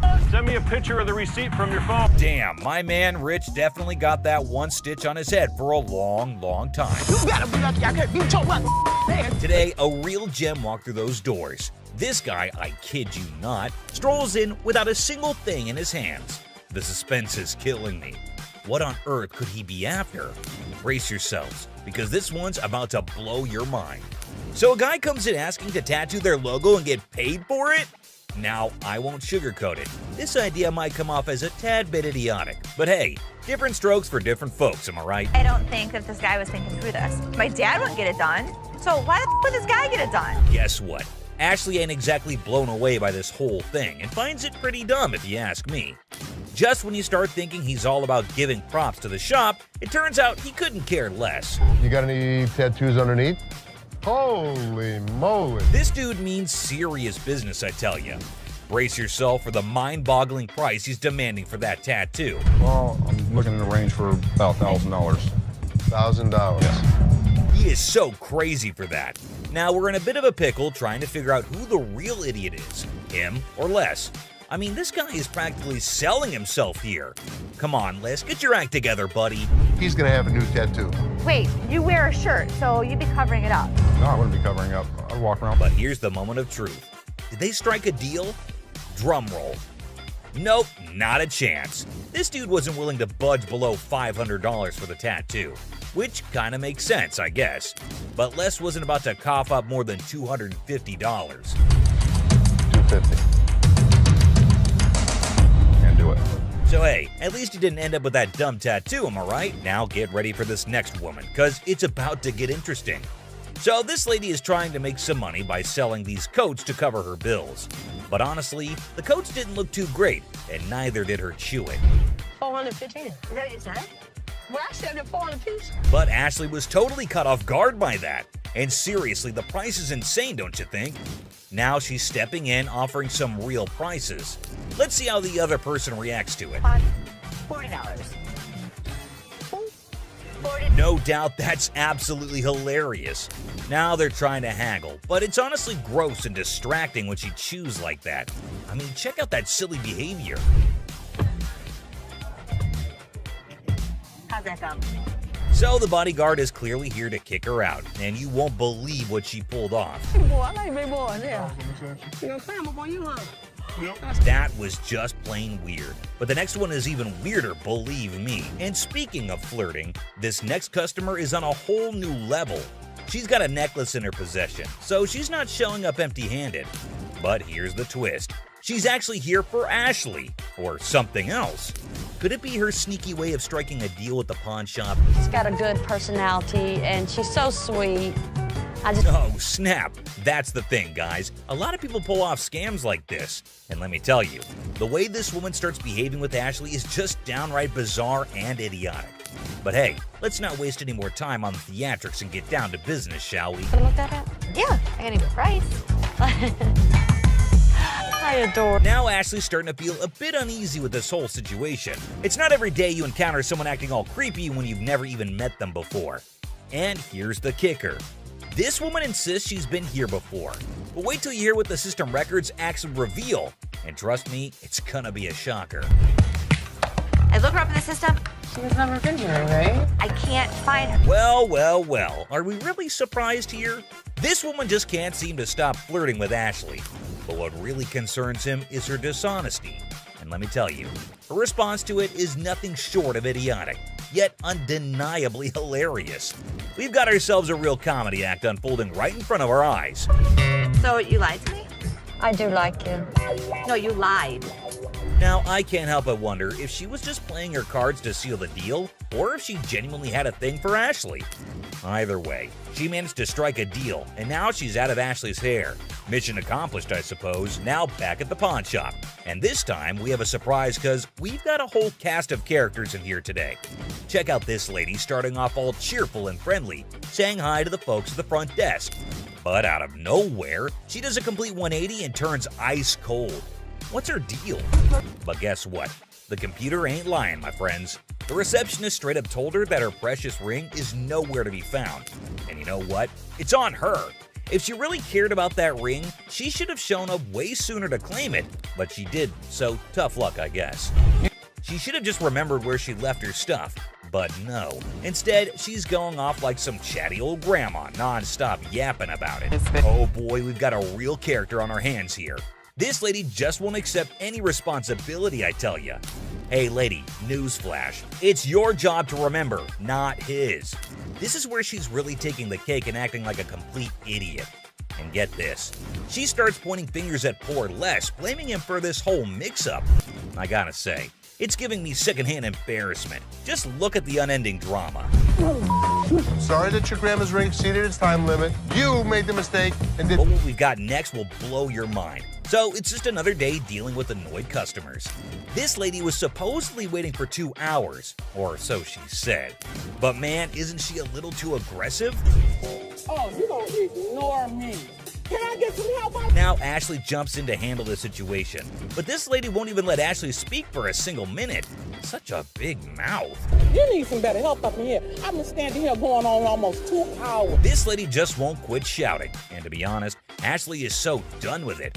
But you won't believe what this customer does next. It's seriously shocking.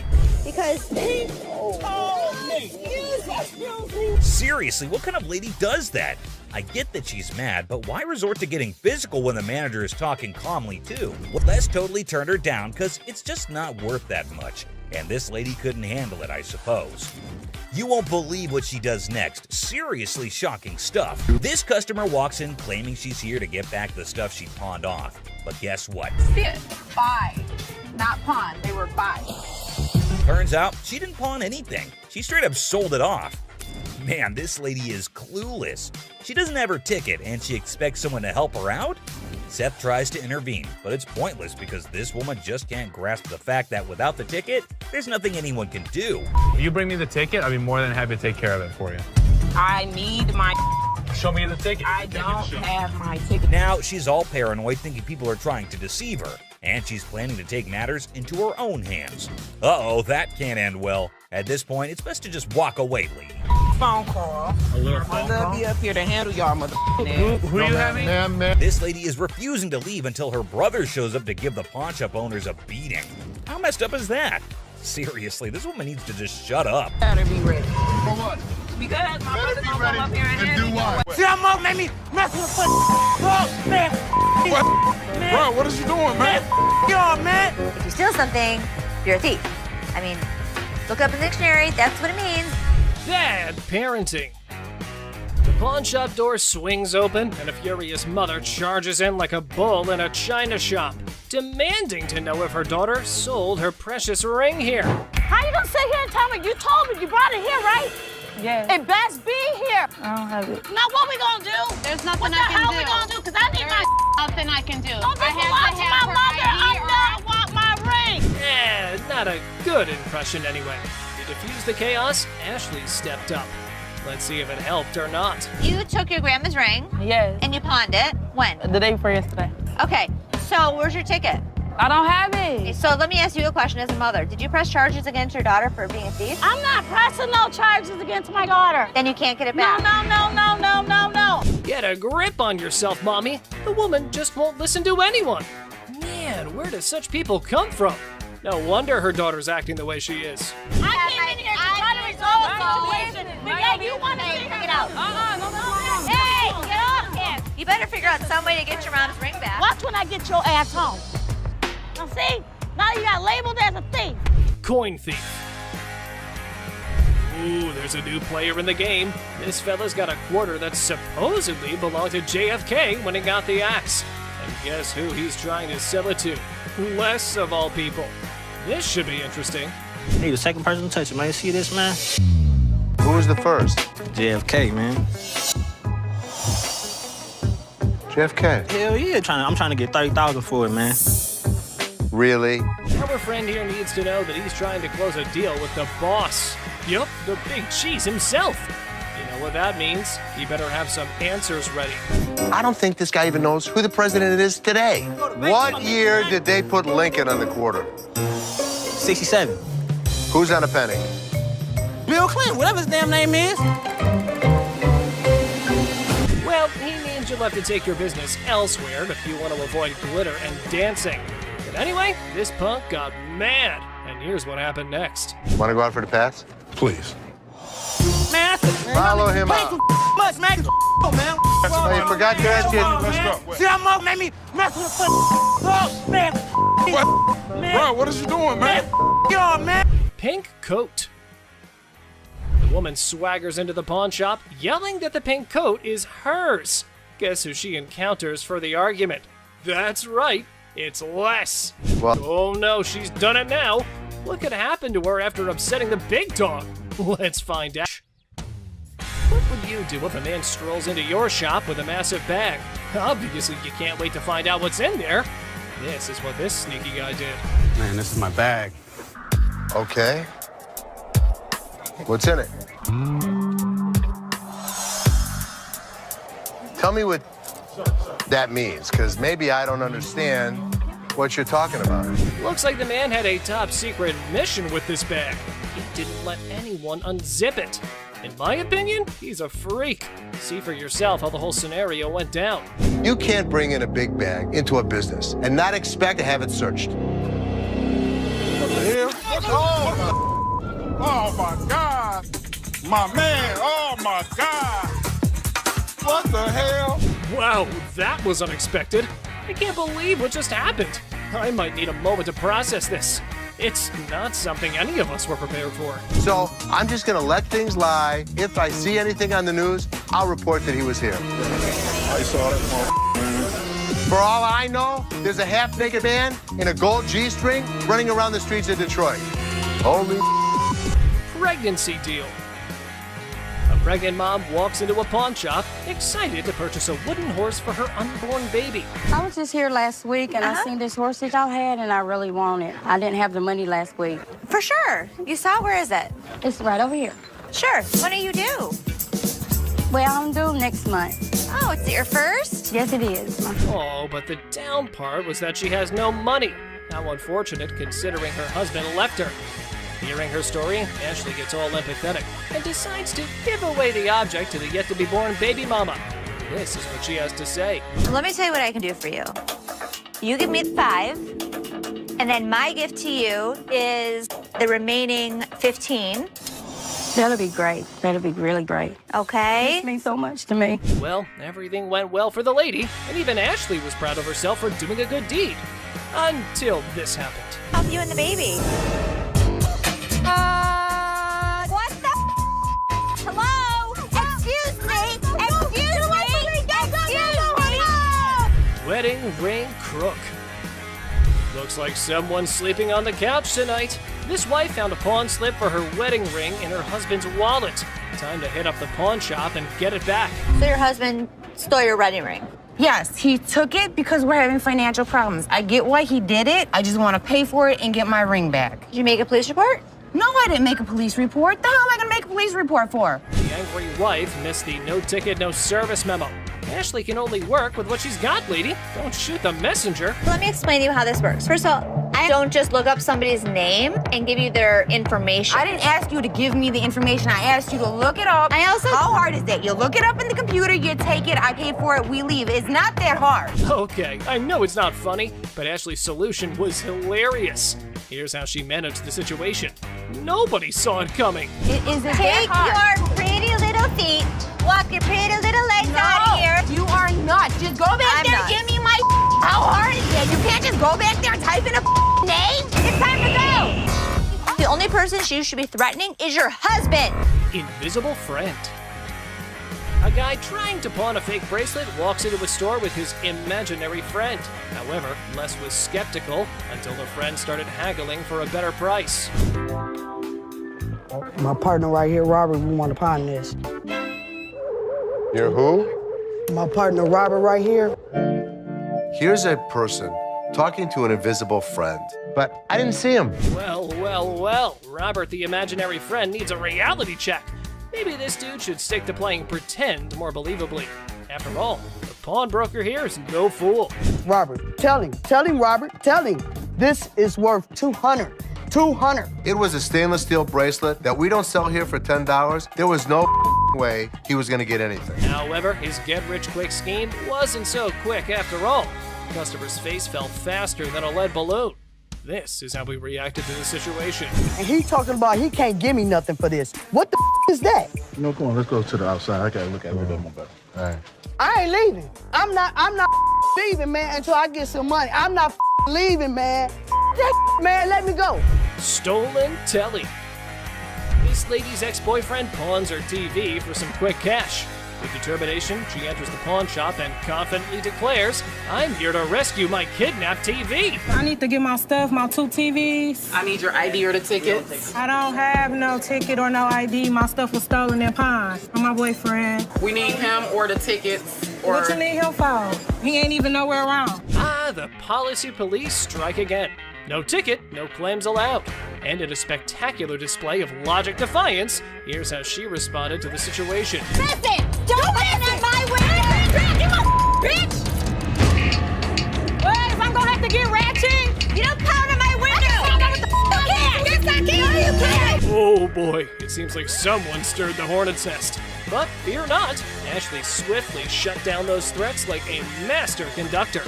Lesson learned, universe. Okay. Oh, please. Bye. See ya. No. You're crazy. Yeah, I am crazy, and I'll show you crazy. No password. Oh boy, trying to pawn that laptop at the store, but conveniently forgetting your password? Suspicious much? Brace yourself for some dose of skeptical boss lady. You forgot the password. Yeah. How do you forget the when's the last time you used this? About a month ago. You forgot your password? Yeah. Try again. She didn't know how to get into this computer. She didn't know the password. She didn't know the username. Oh, so you didn't just find this laptop aimlessly wandering around in the wilderness and thought, hey, I should take this. I'm sure the lady was adamant that it's my laptop. How much did you want to get on this today? At least 165. How's 125 for you? No, I'm sorry, I can't do that. I need at least 165. I mean, I can't do 125. All right, I can do 150, and that's what I can do. Okay, can you do 165 or not? In the blink of an eye, the laptop lady became wild and crazy. Her responses and shouts made everyone wonder if she was off her rocker. I am a grown-ass woman. You're not acting like one. Like I said, I am a grown-ass woman. You're not acting like I'm one. not gonna sit here and argue with you. Like I said, I can take my business somewhere else. Goodbye.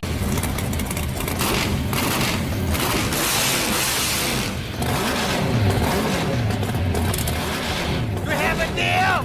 Well, online, these things go for $3,050 recognizable comic book heroes. Silver Surfer.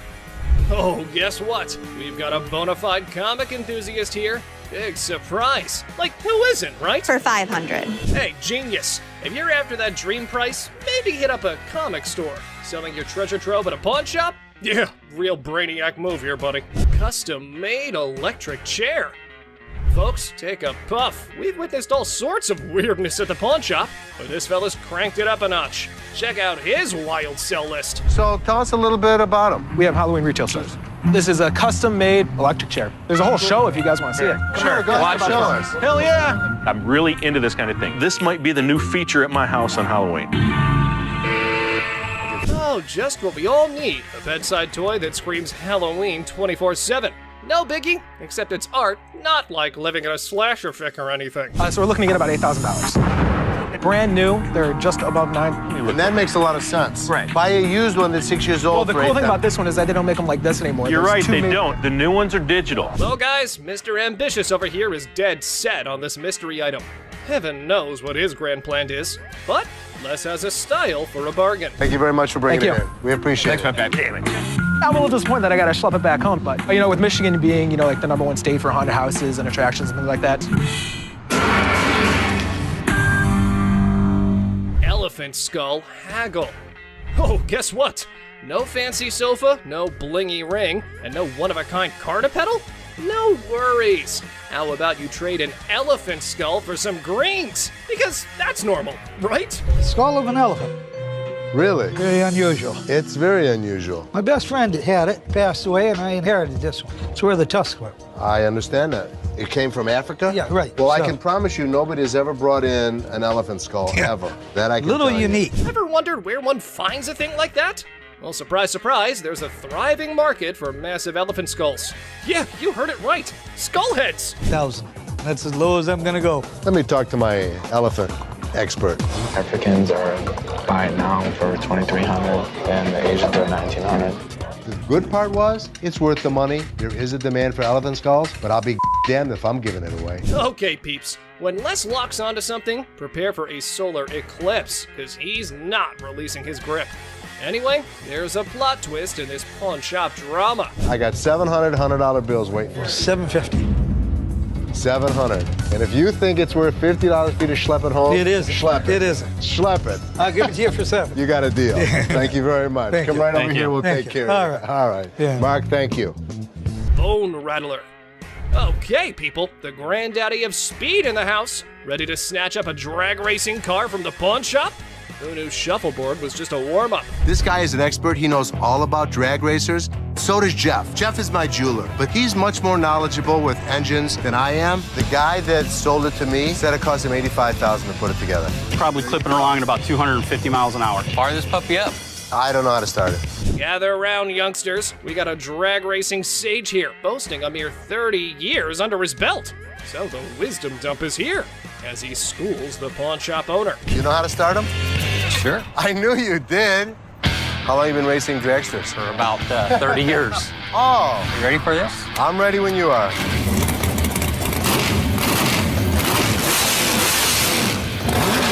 All right, Mr. Been There, Done That. Let's see if your drag racing tales can seal this deal or take a nosedive. Now, coming straight to the negotiation. 20 grand. 7,500. I don't think so. If you give me the money today, 15,000. I'll throw the skeletons in for free. We have a deal for 15,000? I guess so. Thank you very much. Have a good Enjoy day. your new car. Mechanical Bull. Ah, the good old days of Wild West bull riding and rugged cowboys. Some dude missed the memo that it's not exactly the trendiest scene nowadays. Time to catch up, y'all. Going for a ride in my parking lot, or what are we doing? Let's have a little fun, girl. We're trying to sell our mechanical bull. Why do you have it? A Western-themed restaurant bar before, and that was the theme. We put the bull into the bar. Well, slap on those cowboy hats. We got ourselves a scene here. But seriously, who's taking bets on whether they can wrangle a decent price for that rodeo-style bull riding? Let's say you were to buy these brand new. How much do they cost? They cost around $15,000 to $20,000. How much do you want? $15,000. So if I was to buy this brand new or buy this used from you, it's the same price. Rental companies rent these out for $750 a day. There's a lot of revenue potential. Ha! Man, sad to see these alpha men taking back their bull home. But folks, hold on to your hats. Maybe Ashley has something else in her mind. 3,000 right now. 45. 31. 39, you pack it up. That's my bottom dollar. 34. I can't do it. Sorry, good luck. Dr. Death's van. Step right up, viewers. You've heard of Dr. Death, but today's highlight is the van that spotlights as the ride for assisted suicides. Because nothing says vacation like a one-way ticket, right? This is a 1968 Volkswagen van owned by Dr. Death, Jack Kevorkian. By Dr. Death. This is the actual van that he did his first and several other assisted suicides in. Jack Kevorkian was an iconic figure in the city of Detroit. We're not aiming for a Valley of Chrome farewell tour this time. Mr. Big Bucks here wants a six-figure sum. Brace yourselves, because Les has his few concerns all queued up. It is a piece of history. I like buying weird. You won't find another one. The problem is, it doesn't make sense to spend six figures on something like this for me. Well, you either love it or hate it. But I love it. This is definitely a piece of Detroit. A van oozing that delightful combo of creepiness and death vibes. So legit. However, why not throw in another expert opinion? Let's see how that went. So 10,000 ain't gonna buy it. No, I'm in the six-figure range. 20 grand? No. 25 grand. 30 grand.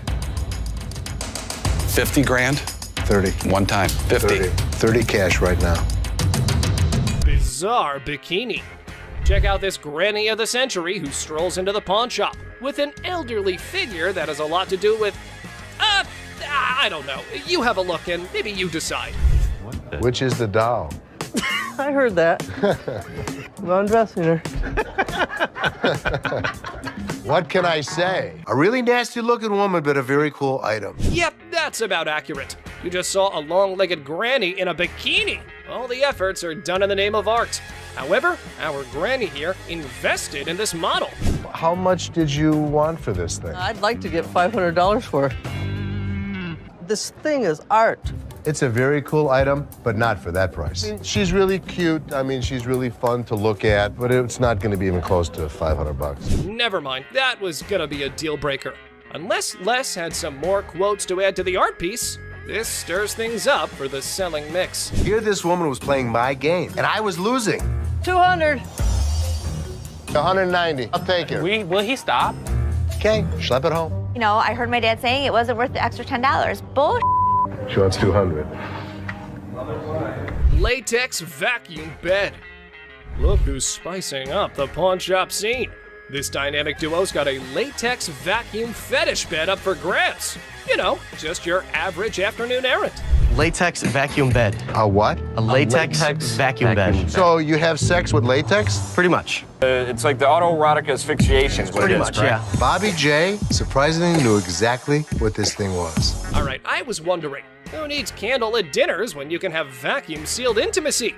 I'm not here to judge. However, here's a quick demonstration. Is it normally when Felix has his hand over his mouth? Normally what they like. I actually used it. Are you breathing? Here we go. Not gonna work. It's working. Everyone's a critic when it comes to, what's the word? Innovative sleeping arrangements. Yeah, there we go. And we aren't sure if that ever went up for the big sale. Used it. So how could you not want to do this with him? Because I don't want to suffocate. It's not for everybody. I'm familiar with the bed. Very much so. Just imagine having sex now. He don't have to hold you. Perfect. Well, now we got that out of the way. Watch your punk ass up, but you ain't getting my motherfucking car. You I got my laptop home. I ain't leaving this bitch till you give me my money. I need my motherfucking air. Time to go. No. My friend's laptop. Are you low on cash? How about you swipe your laptop, hoping to make a quick profit at the nearest pawn shop? If you want to give it a try, just watch what you're heading into. What the hell? You mean to tell me you don't stole my damn laptop and I don't blame them damn kids for this damn laptop? All this damn. That's how you don't blame me? We supposed to be friends? Got me up. Taking my laptop. Oh, that tension, right, folks? However, our big boss Les was unable to fully comprehend the conflict. And he couldn't care less. These people were just up to making a fool of themselves. I think that these women were fighting over laptops. Watch your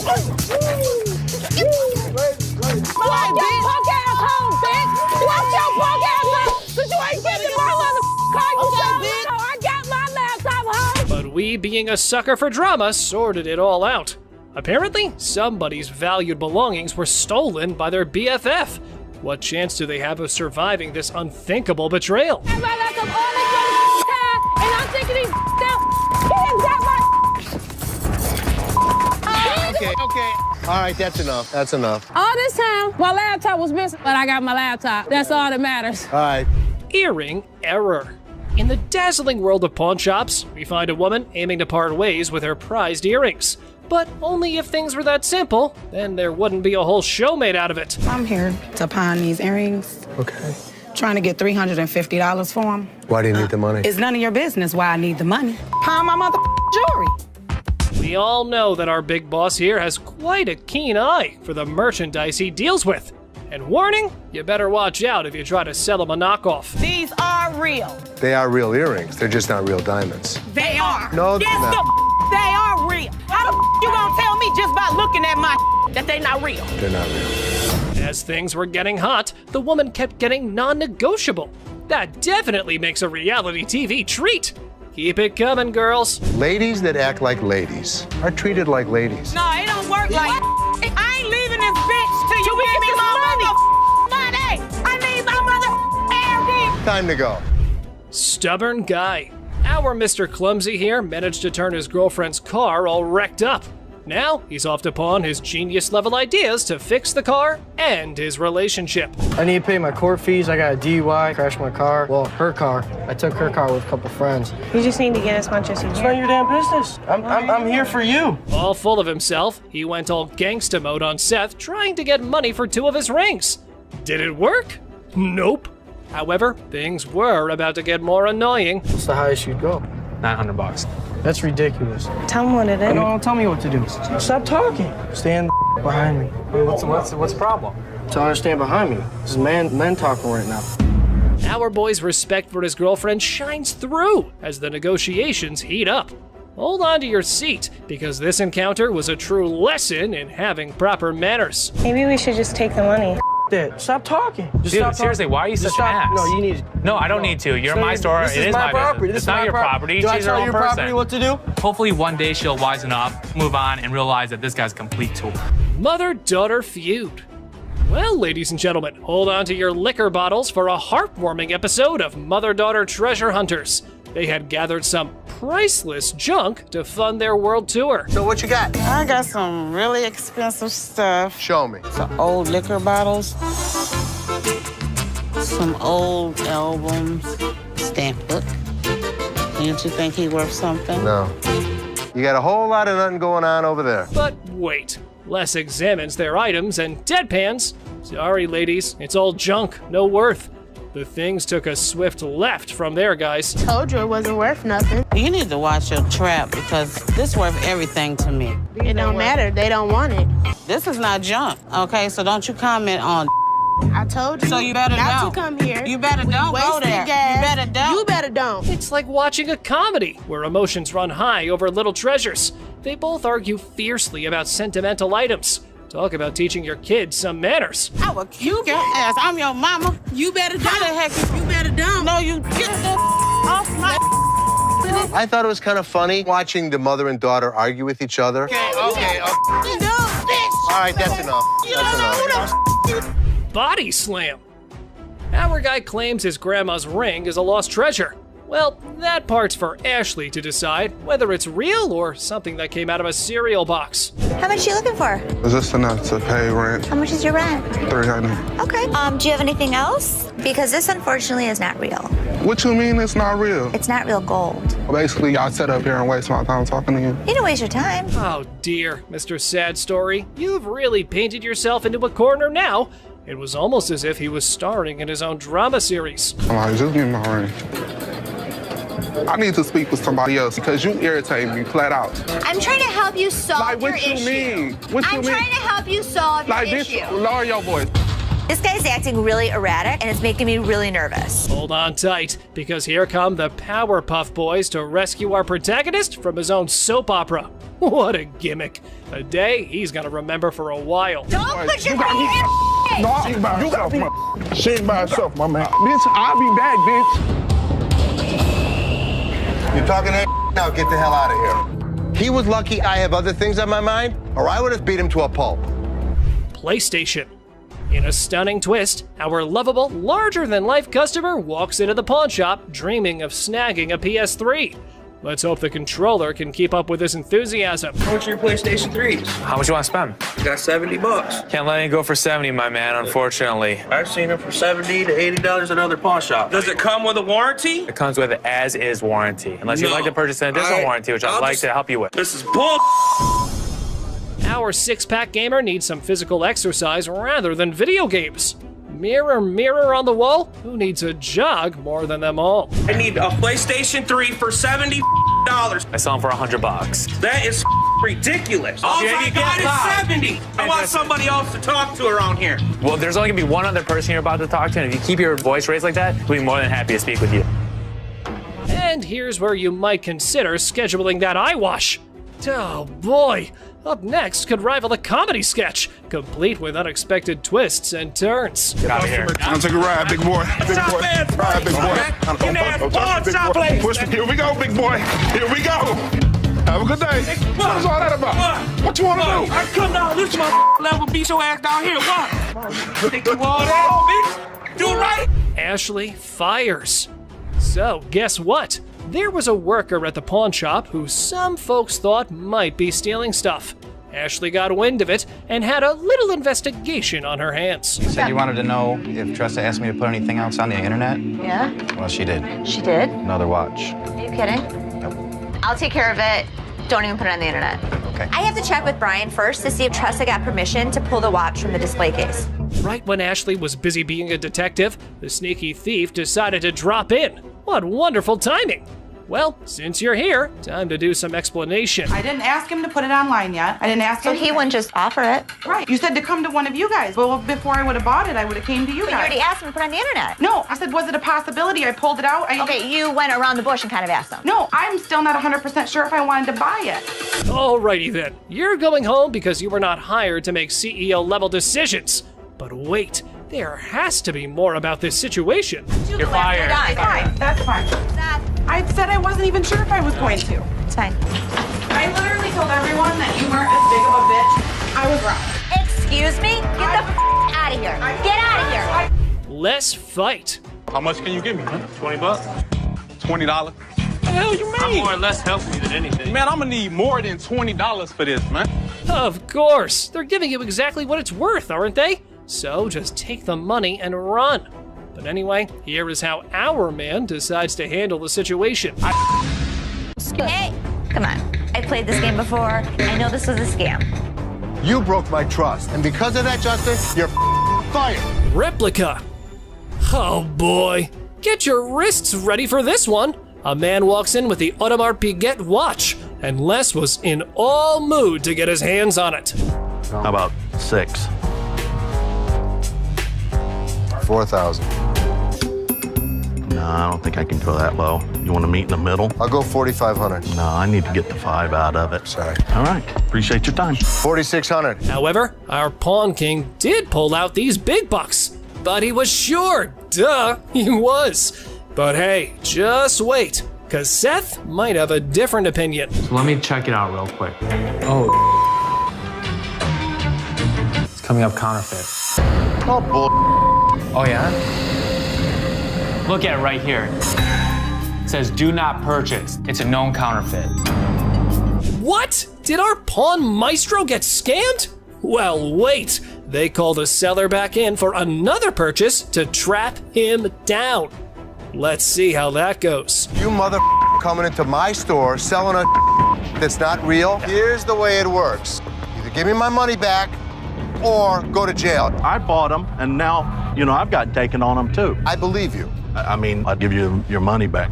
Unreal diamond. Regular day at a pawn shop. Antique necklace. A man strolls in claiming an antique necklace. Now he faces the daunting challenge of convincing the pawn king Les that it's the real deal.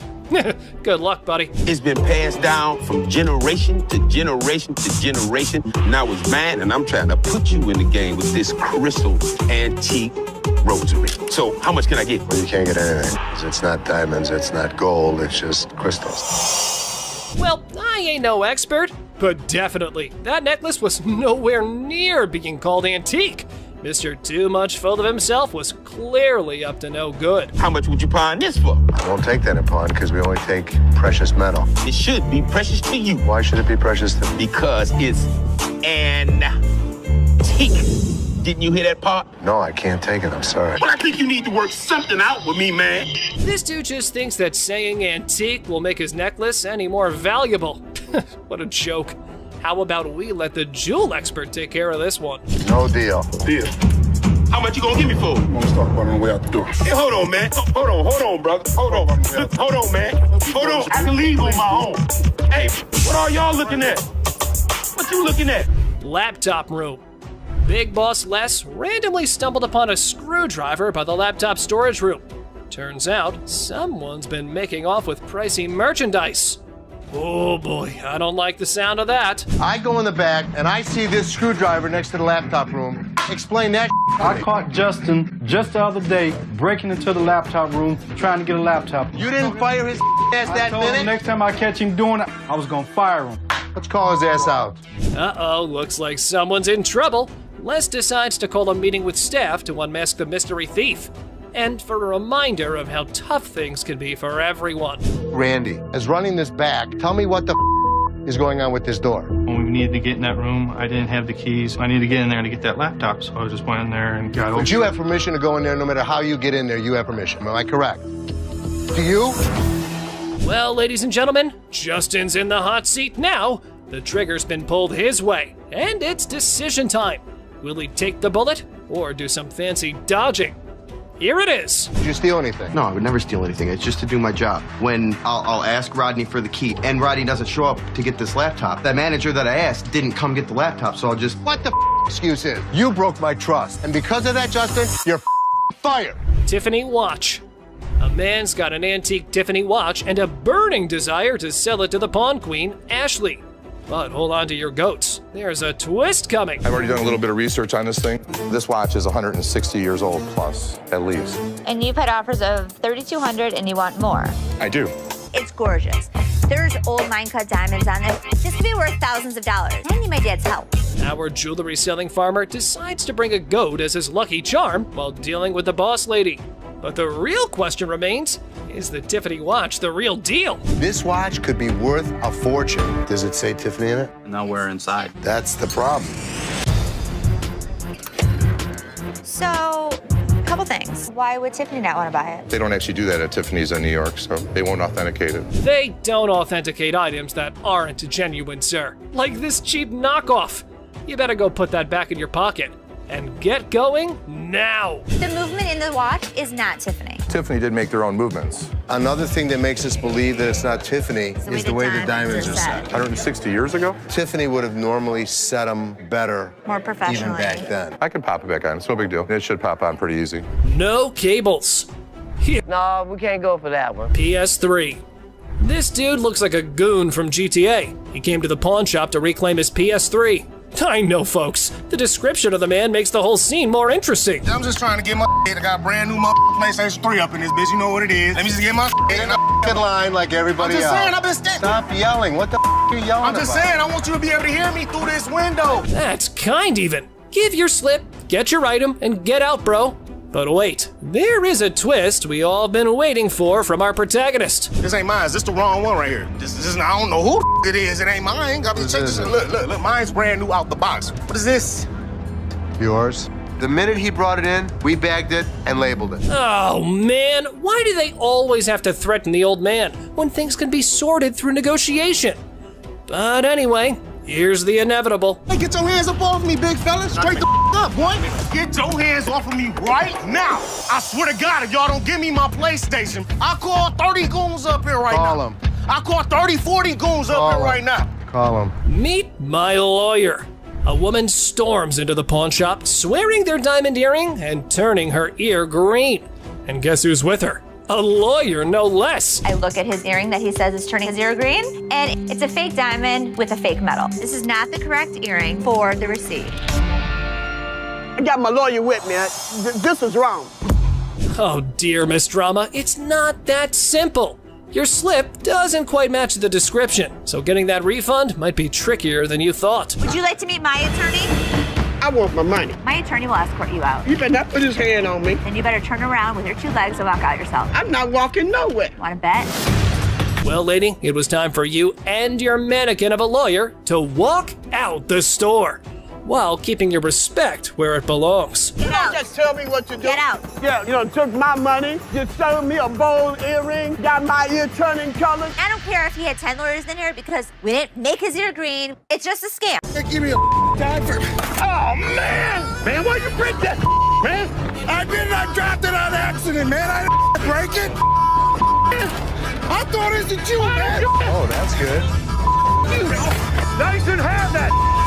Where's Nikki?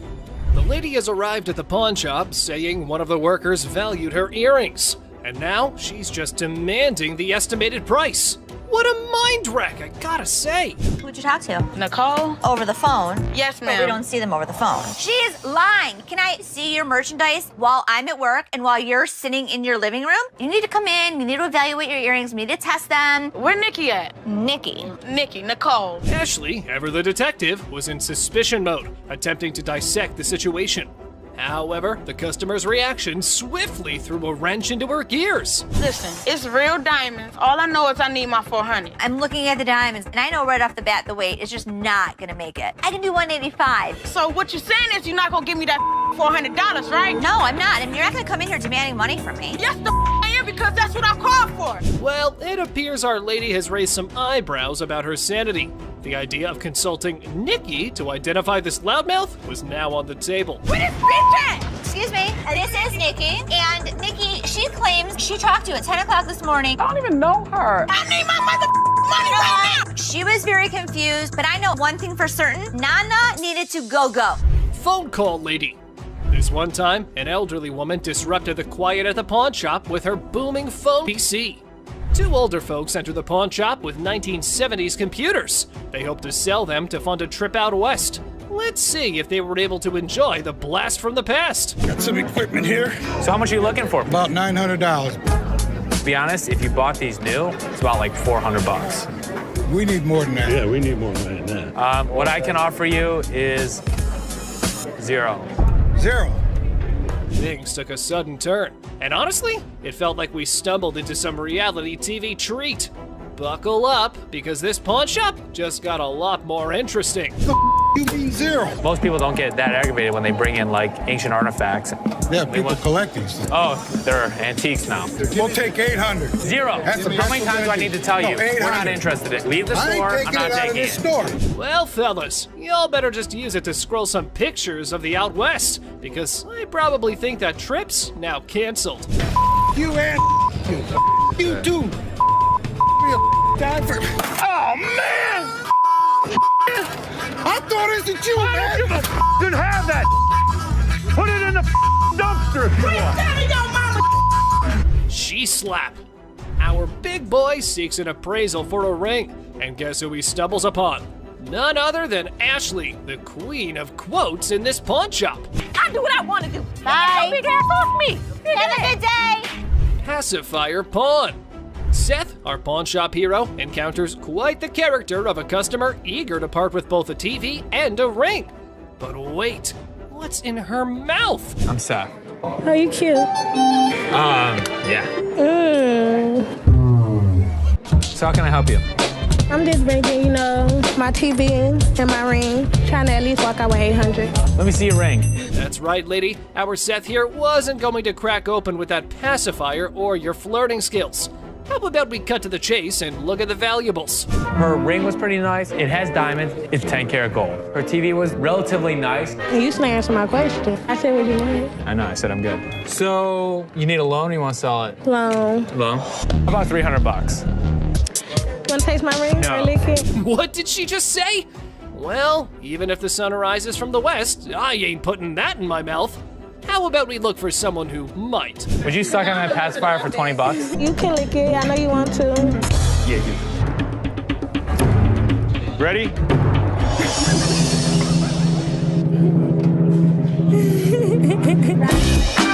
Push fight. 2 buddies square off in a pawn shop brawl over one friend's attempt to pawn the other's beloved PlayStation without permission. This calls for drama. Took my PS, he tried to pull my shop. Get my money back. You know him? Yeah, that's my roommate. He tried to pull my in your shop, try to get some money off, but I want my PS. He owe me money.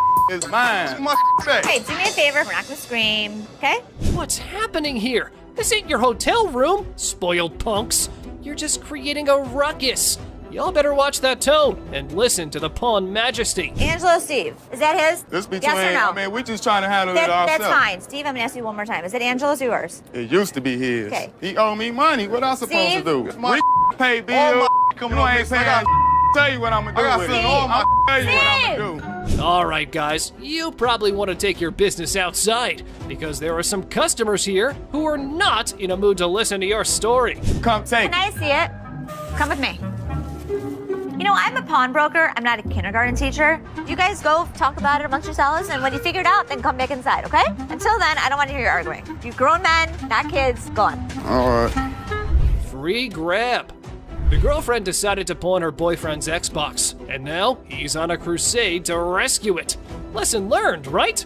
Pawning is such a brilliant way to solve everything. My girlfriend, she came up here and she got rid of my Xbox 360 and I came up here to get it back. Okay, you get the ticket? No. I can tell you her name and you can just give me my I can't 360. give you any information about somebody else's account. You just need to give me my stuff. But our man here forgot that this store needs a police report for such incidents. So how about you keep your volume down, gamer? Instead, this is what he does. Can I just have my... We can sell you another one. Well, let me just look for one that I want to grab. Okay, you go that way. Wait, right Hey, what here. up 360 there, bro? And I'll sell you one. Stop right here. No, ain't no And I'll selling. sell you one for $200. No, I can grab one for free. Excuse me? Yeah, you can heard. do what? What in the world was this dude thinking? He was running around like it was a jogging park. But hold on to your seats. Big Joe was here for a run too. Hey! Get out of here. Get the out. Now. All right, Don't ever step back my You gonna make me move? Get out of my face. I'm My stepping store. Bye.